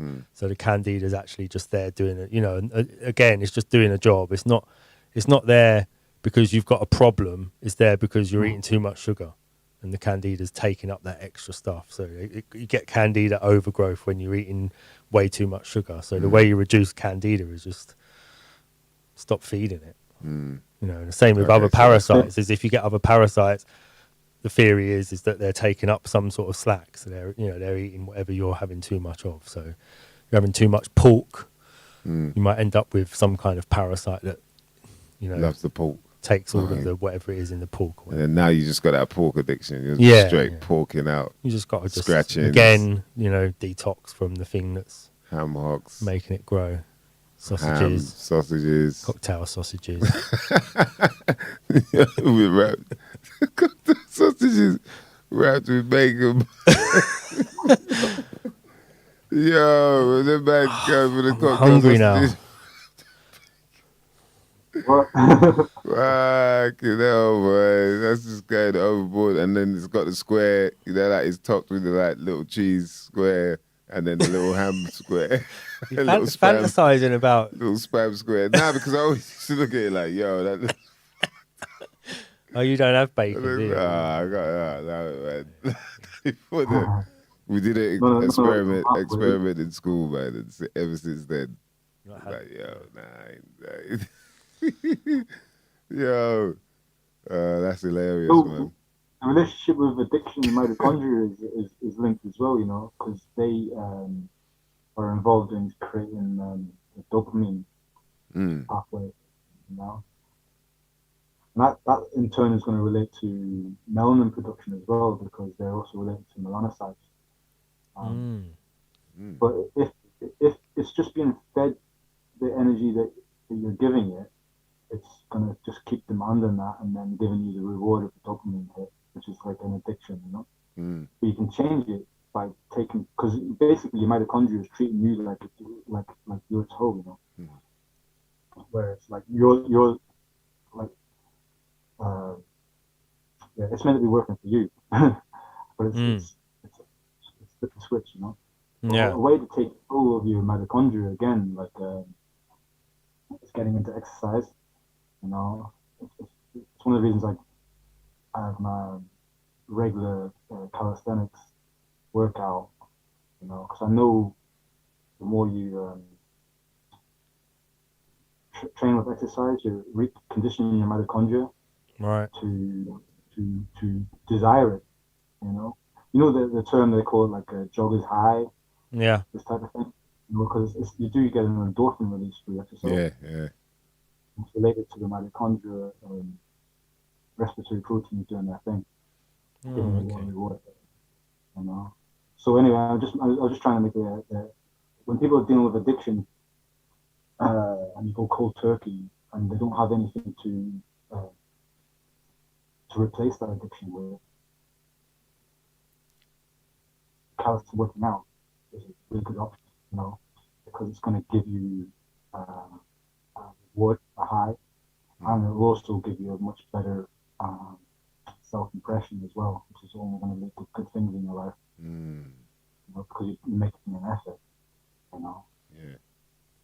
And you don't have to do the most, you know what I mean? Some people can only manage like 5 push-ups, so round of applause for the people who do them. Yeah, it's true, man. Yeah. Whatever you can do, man, it makes sense. And whatever you're doing, applying the stress, you're going to get a reward for it. You know, it might just be 1, 2, or 60 push-ups. You know, I really recommend that. It's going to, when we're talking about the piezoelectric effect on the crystals and the body, growth and repair, and self-defense and immunity and everything, it all boils down to natural light and the movement of the body. Yeah, it's deep because they say like if you want to strengthen the bones, you do heavier weights. So in that sense, well, I don't promote weight lifting. I promote calisthenics, which is body weight exercises. You know? The main reason I do that is because if you imagine you have like massive speakers, but you've got like a tiny amp. Yeah. Because when you're doing weightlifting, you're doing exponential growth on your cells, on your muscle cells. But a lot of them, they're not going to have any mitochondrial content, and it doesn't have a coupled growth to the fascia or the tendons. You know, so if your tendons can't carry that muscle, it's just show business, isn't it? That's more bodybuilding, though. That's not really weightlifting.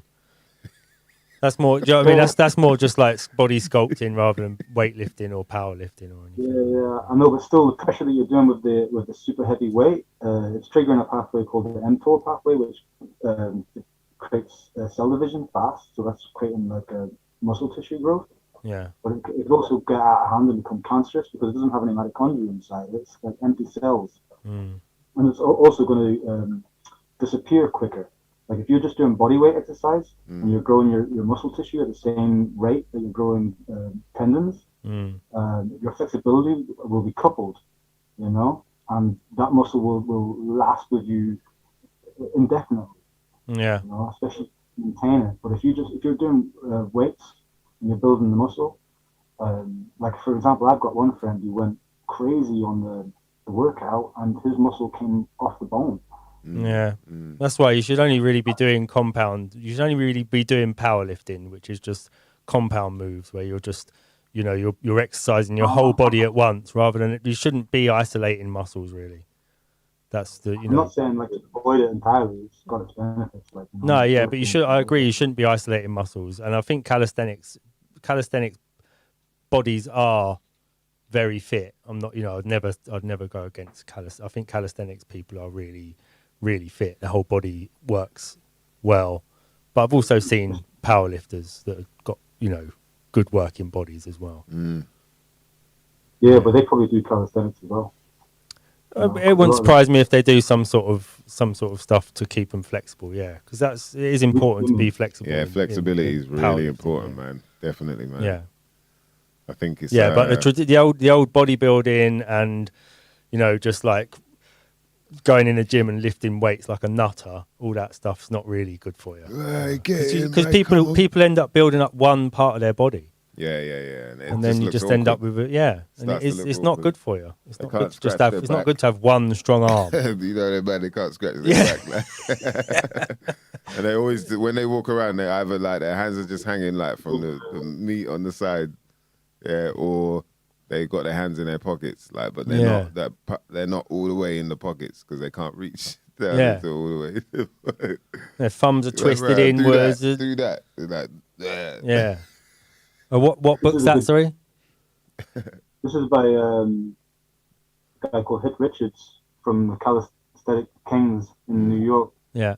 They were one of the first people to do bar jams. Make the whole barbarians and all that. Yeah, you know, they were the pioneers of that stuff. And this is one of his course books, because I got myself certified in calisthenics in 2020. Oh, for real?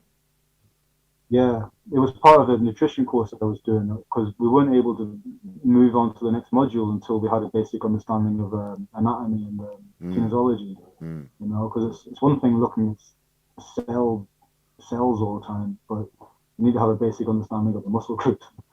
You know what I mean? Yeah. But this is really good, like, because it breaks down the history of exercise right back to like the original, you know, Spartans and gladiators and things. You know what I mean? They're all just doing calisthenics, making themselves the strongest. Yeah. But it also breaks down the muscle groups and which exercises work what. You know, so it's handy little bit of information. Yeah, that looks good, man. Yeah, just basic stuff is worth learning, because all these little keys, they all come together later on, you know. Yeah, that's the thing. You get these gems, like they're all separate, they're all apart, but then, you know, piecing it together, you realize how on a holistic level, like, it works. Yeah. You know what I mean? Everything works holistic together. Is the key word, you know. Holistic's meant to encompass the whole, you know. So you can't really get a holistic herbalist that just deals with herbs. It wouldn't make sense. Like, herbs ain't going to do nothing if you don't move, or if you stay indoors all day in artificial light. The herbs ain't really going to help you too much. You know? Yeah, there's more you to might it. Have a bowel movement or something, but it's not gonna. And you don't even really need to go looking for no type of holistic guru to help yourself. Really, you just need to live more of a natural life and stop getting poisoned by this artificial world. And it's getting worse. They're trying to put us into the freaking metaverse now, aren't they? You know what I mean? Yeah. That's gonna be dismal. That's gonna be like the worst. I can just imagine, like, you know, you're with the headset or whatever, living in a palace, but you're actually in some freaking scene out of Trainspotting. You're in a, you know what I mean? you're in a pod. In the real world. Yeah, you're just living in a pod with a virtual. With an AI sex doll that can cuddle you. You're great.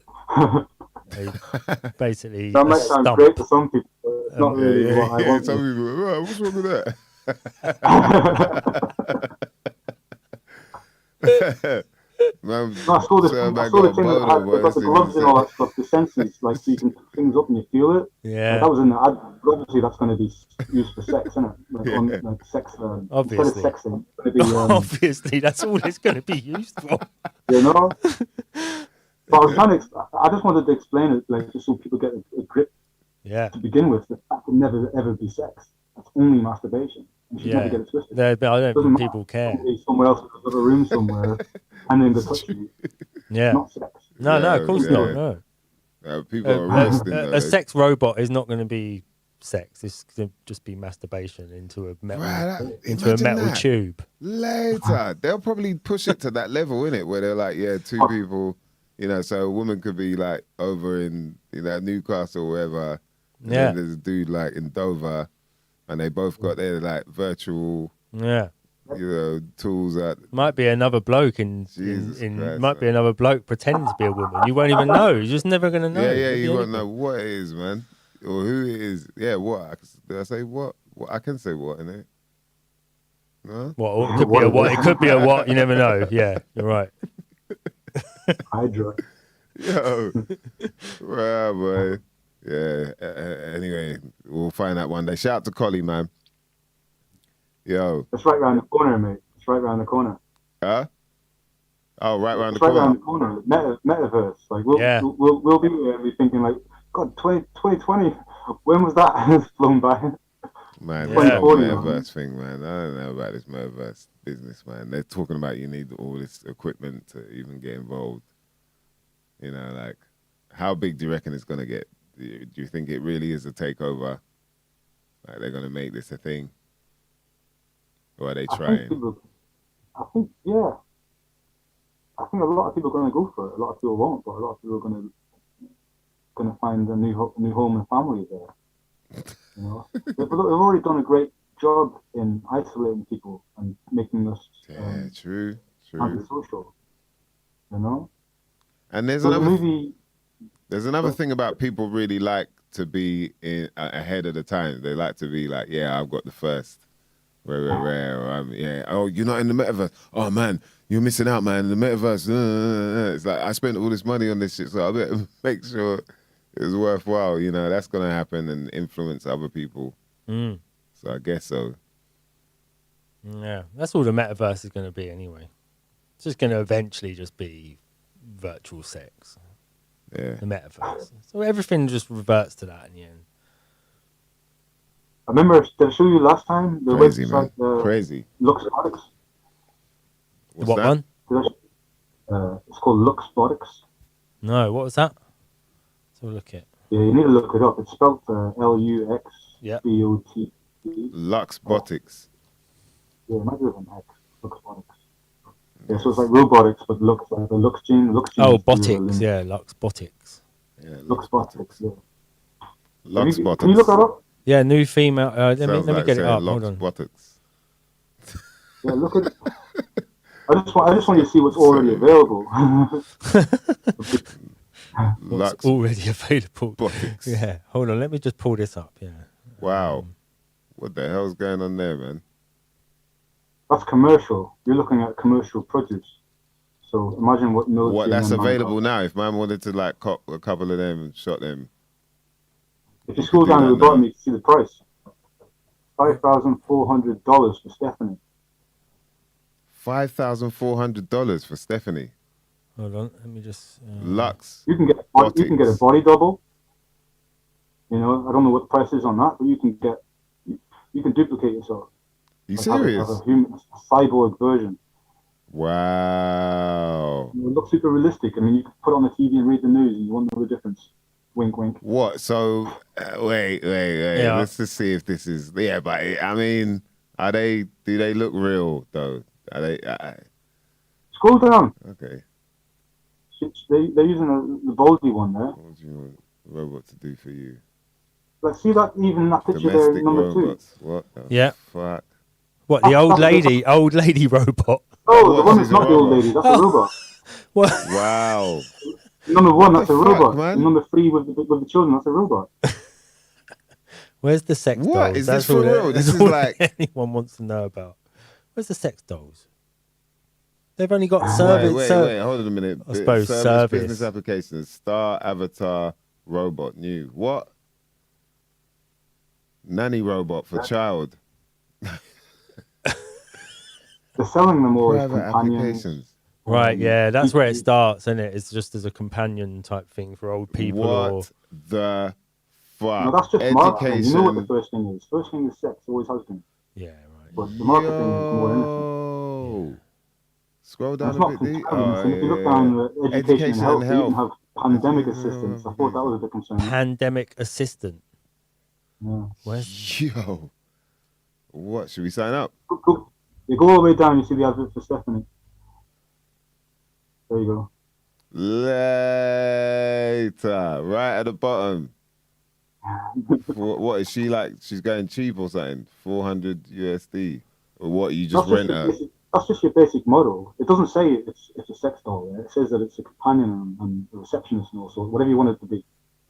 What it says? What would you want a robot to do for Yo, you? is this for real, man? Yeah, but they do. Where's the? They don't need arms or legs for a start. They have. Do that? There's no video there where you can see these robots at work. Where not like that kind of work. Oh, there you go. Pre-order. So yeah, you're right. The pre-order. The first one is that. Yeah.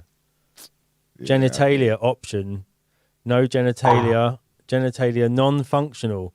Oh my god! How cruel would you have to be to buy a robot with genitalia that don't work? Non-functional, you know. How's it going to work anyway? I suppose you put stuff in it. What is that? You put water in it, and then it goes to the toilet at some point. Oh wow! Wow. Well, they got nuts. toys. This is nuts. Lux Botics. Genitalia functional, and then trans or other genitalia. So what would that mean? Apart from genitalia, what is trans genitalia? So I don't know what that would mean regarding a robot. Maybe you'd want both in there. Maybe you just want both genitalia. That's sad, isn't it? Like this is the world's. This is what it's come to. I mean, this is what it's come to, mice. We're picking what genitals we want on our robot. Yo, I can't believe this shit, man. There's a movie called Her. A really corny ass romance movie called Her. Have you seen that? I haven't seen it. I know about it. He falls in love with his AI. AI, yeah. What? AI falls in love with him. Her. Her. Yeah. It's a dead movie, you know. But just the concept alone is ties into this because this is mad. Yeah. Like people becoming more and more isolated. Yeah. Looking like for companionship and finding it from like an AI, because it starts to relate to you and shows you affection. Like the algorithms are so clever now; it can actually seem genuine and sincerely concerned. Look at her face. So imagine having a sex doll. Look at the doll's face. Are you okay? Yeah. Have you had a hard day? Yo, she looked like she's about to fuck you up, man. Look how long she's been standing there, and she's just staring at you like that. Imagine you walked in, like, hey, Stephanie. She looked at you. Where the fuck have you been? She's got a knife in her hand. Right, you been cooking? Yeah. Like, look, and she's, bruv. They did that on purpose, boy. They made sure that, we're going to let these lot know that, you get Stephanie. You done fucked up. 5G's on this way. Anyway, when I look at the metaverse, I just think it's going to be... They want people isolated, isn't it? Yeah. No real companionship. Make everything avatar-based. Mm. Do you think, like, they want to... it's almost like they want to get people used to that virtual world, and then... like Stephanie comes along, and then it's like, oh, it's kind of like being in a virtual world, but it's real. You know what I mean? Have Years later, that'll be the Oh. evolution. Like, yeah, it's Have Well, you seen? you know they're going to it's move safe. more into argumentation. Argumentation is creating this virtual space in our real space. So Yeah. You're not really going to be able to tell what's what. Yeah, Because the graphics that we're going to see on road. are going to be so It's gonna- convincing. Yeah. Yeah. But- That's going to get confusing. It says in here body motion, and you can say maximum body articulation, medium body articulation, minimal body articulation, no articulation, posable dull with stiff posable joints. Why would you want Wow. someone who has got stiff joints? They just moan all the time about how their joints are stiff. You got arthritis right Not there. sure, help me. That's the last option. Not sure, Not help sure, me. help me. Ah, okay. I don't know what joints I want. What do you mean? I just don't want to standing there in the kitchen looking like that, boy, just staring at me like, right, where have you been? When you get you in, imagine a future where they use people who are so You're trapped in the pissed, boy. metaverse, yeah, that they start to actually control augmented technology on road that is used to track down people that are not in the metaverse. yeah. What? So, like, wait. I say we've got nothing to do with the metaverse, yeah, but in the metaverse there's like a map of London, Yeah. yeah, and they have an avatar that is represented by like a real piece of technology or a drone or something out on road, and they control it and they can look at us like just shit. like a pretend thing in the metaverse. Yeah. Like your avatar in the metaverse, Yeah. basically. That's Yeah, what the wow. Repo Men with That's an Bruce idea for a Willis. movie at least, but Wow. Yeah, I think there was one Repo Men that had. I think really? I think it's maybe Bruce It's Willis a or programming, someone. man.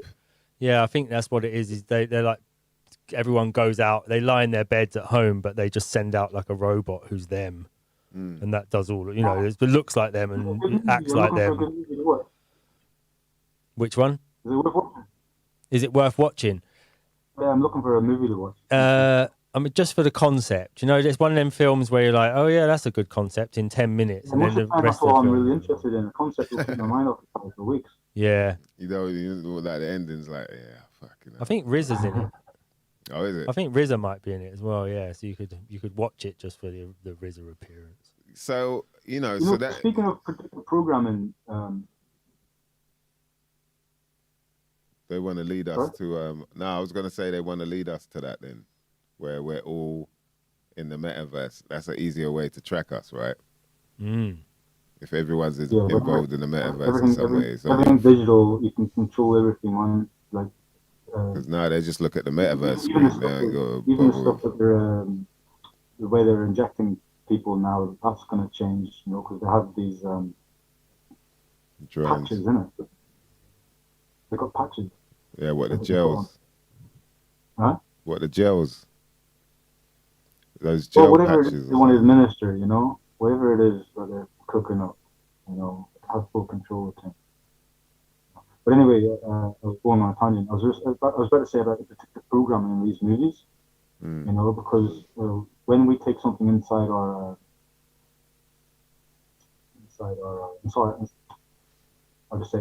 plasma, yeah, inside our light, and we project it out, and it can become real, you know, like the power of thought and collective thought can manifest reality.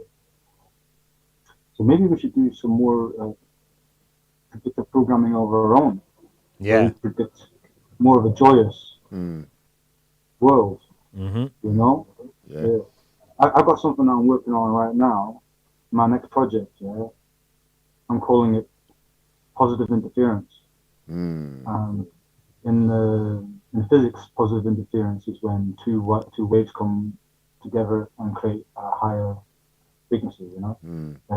If there's a medium, like the pool of water that is the eye, positive interference can come in and create structure, constructive structure, growth.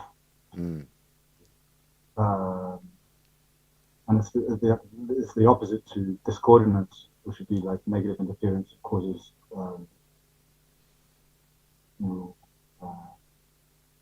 just fogginess and ill feeling, you know.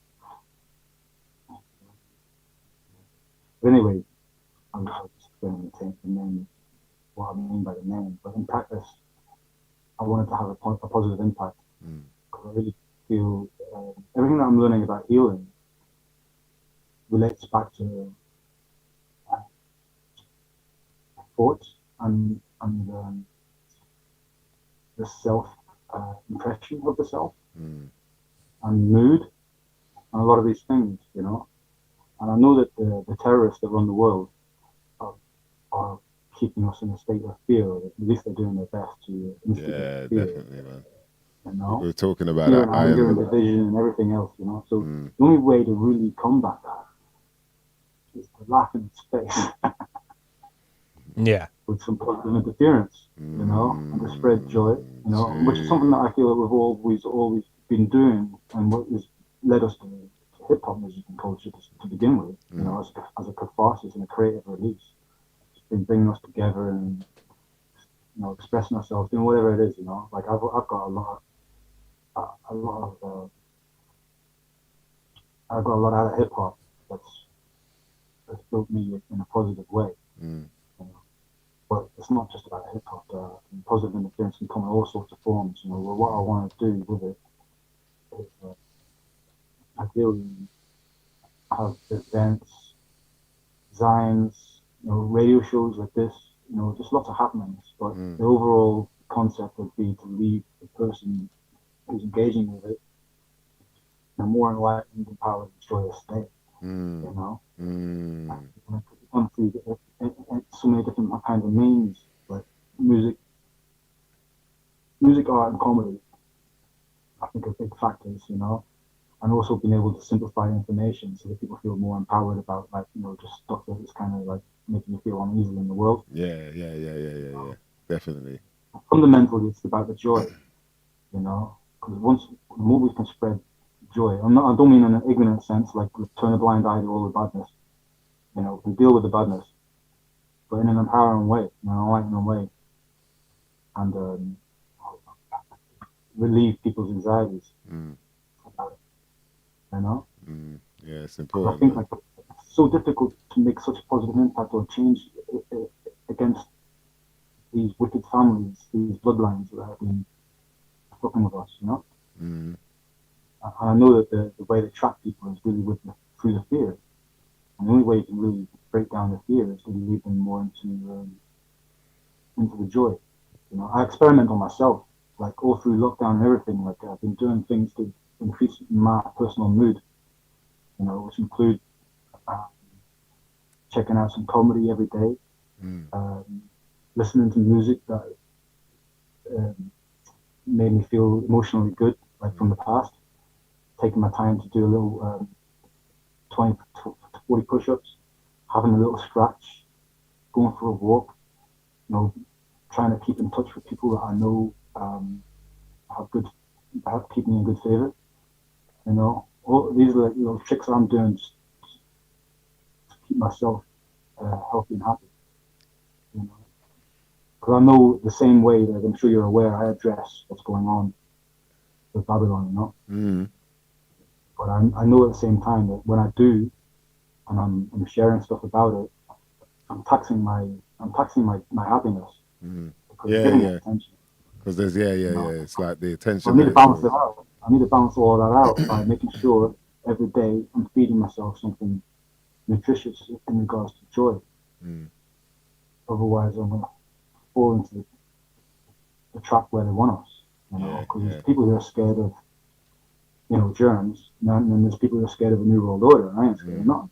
You know, and I maintain that fearlessness by keeping myself in a steady diet of things that feed me joy. You know. In fact, laughter is a very, very good breath work. I don't know if have you ever tried laughing without laughing? Yeah, I actually did laughing. I went to like a, what do you call it? Laughing therapy session. Right. Yeah, and it works, man. I definitely get it. I understand it, man. Even just like when you're in a bad mood, you just like put a smile on. Try and smile for about like 10, 15 minutes, and you'll find your mood will change. Yeah, the smile alone is releasing endorphins. You know? Yeah. It triggers that. Yeah, it triggers that. So all these things are really helpful, man. And yeah, that was a Mice Investigates colleague. Yeah. So I got evidence there. You know what I mean? That was like that's beyond just anecdotal, isn't it? That's not anecdotal because it's a documentary. So that's actually documented evidence. Proved laughter works. I proved it. You know what I mean? Like, man, man should be like. In Ireland, I was paying attention to at the beginning of the lockdown.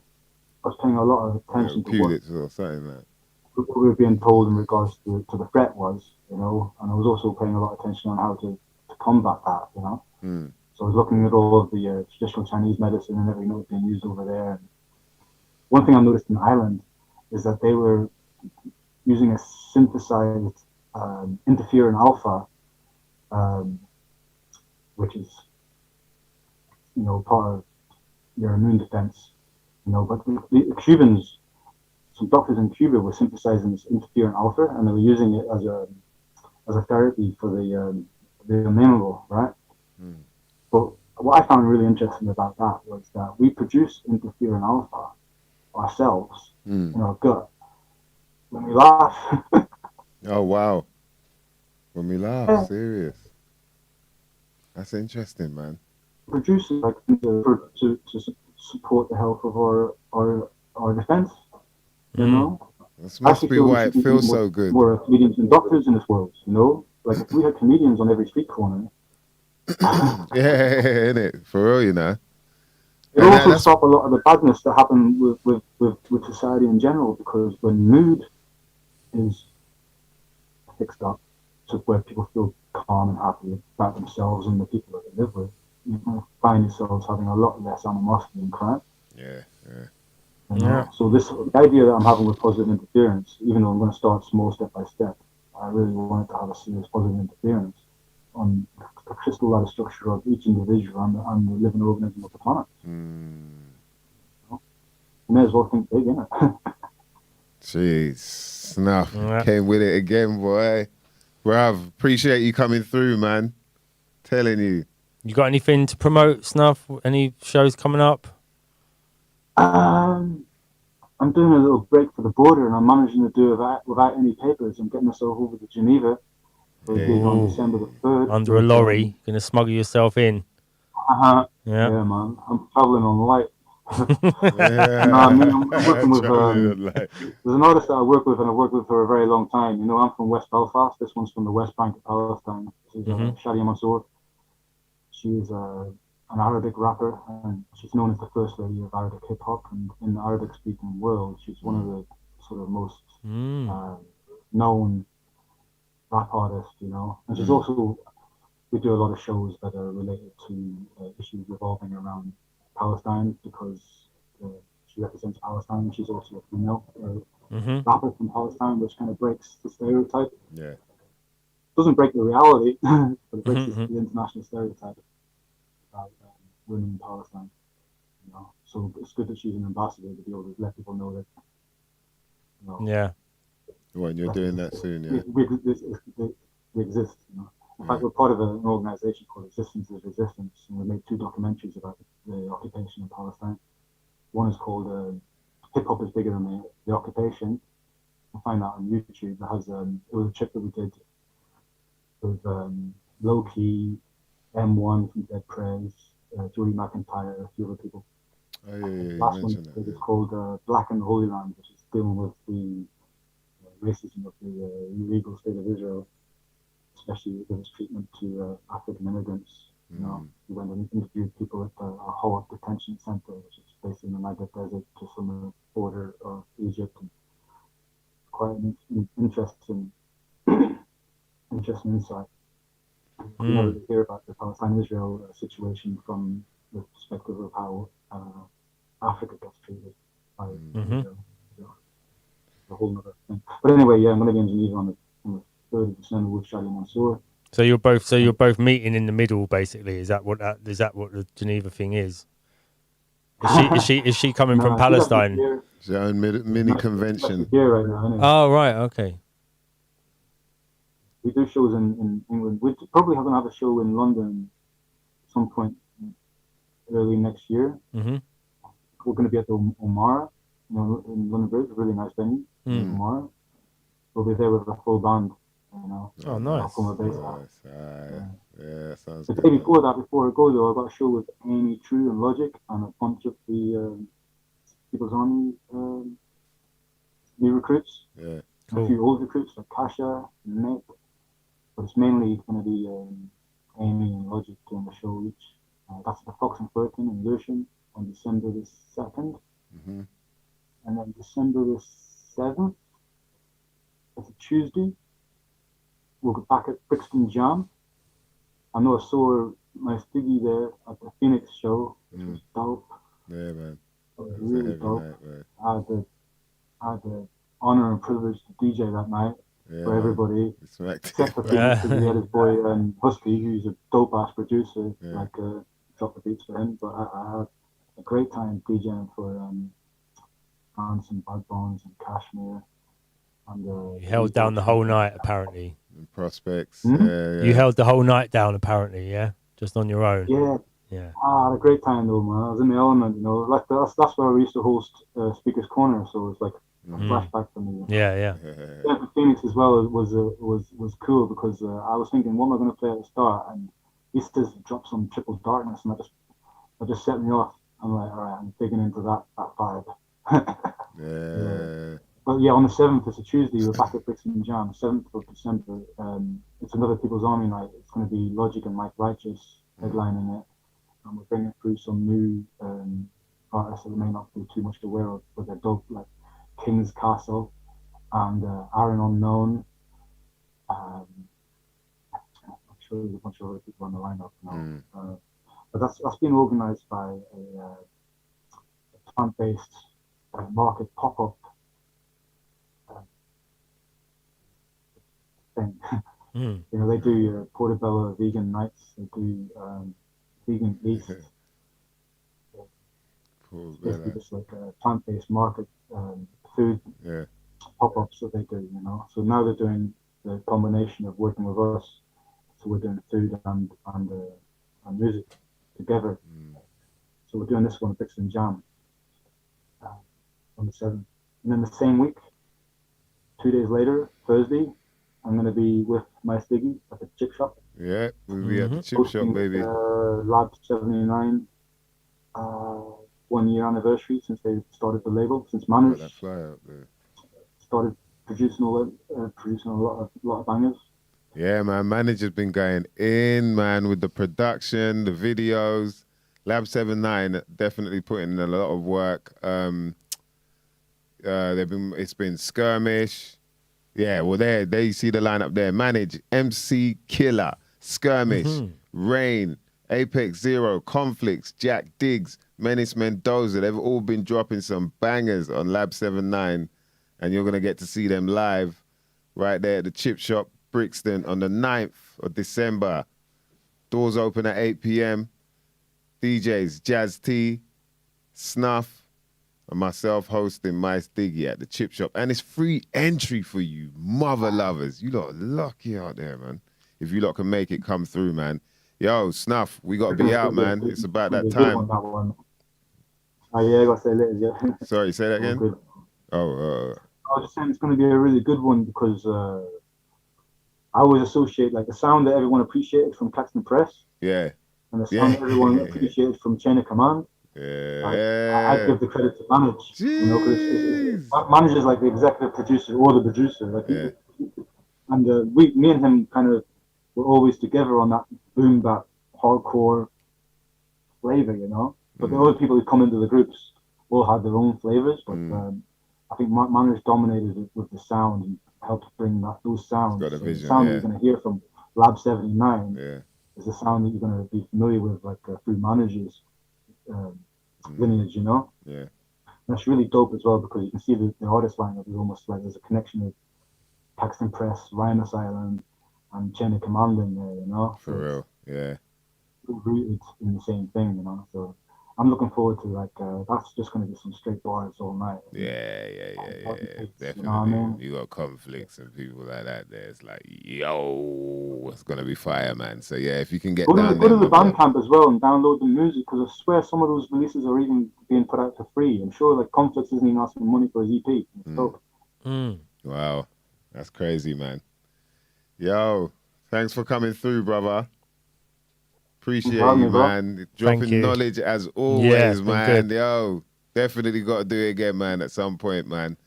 It's it's man. Enlightening, like chatting. It's like a waffle for me because I'm just freestyling. But if you came with like a we will get. You know what? All right. Next time we'll get into something deep like that. You obviously been looking into, and then because there's so many different levels, like you were saying. One particular subject, I'll get all the information I can about it and share. You know? Yeah, for sure. And of course, we're just talking off the cuff. Nah, man, it's all good, brother, man. Yeah. All our listeners out there, man, we appreciate you, mother lovers, even the silent ones. Shout out to Yamar, Kenny Rebel, Regantology. Shout out to who else was there? All the names disappeared. Lawrence Limburger.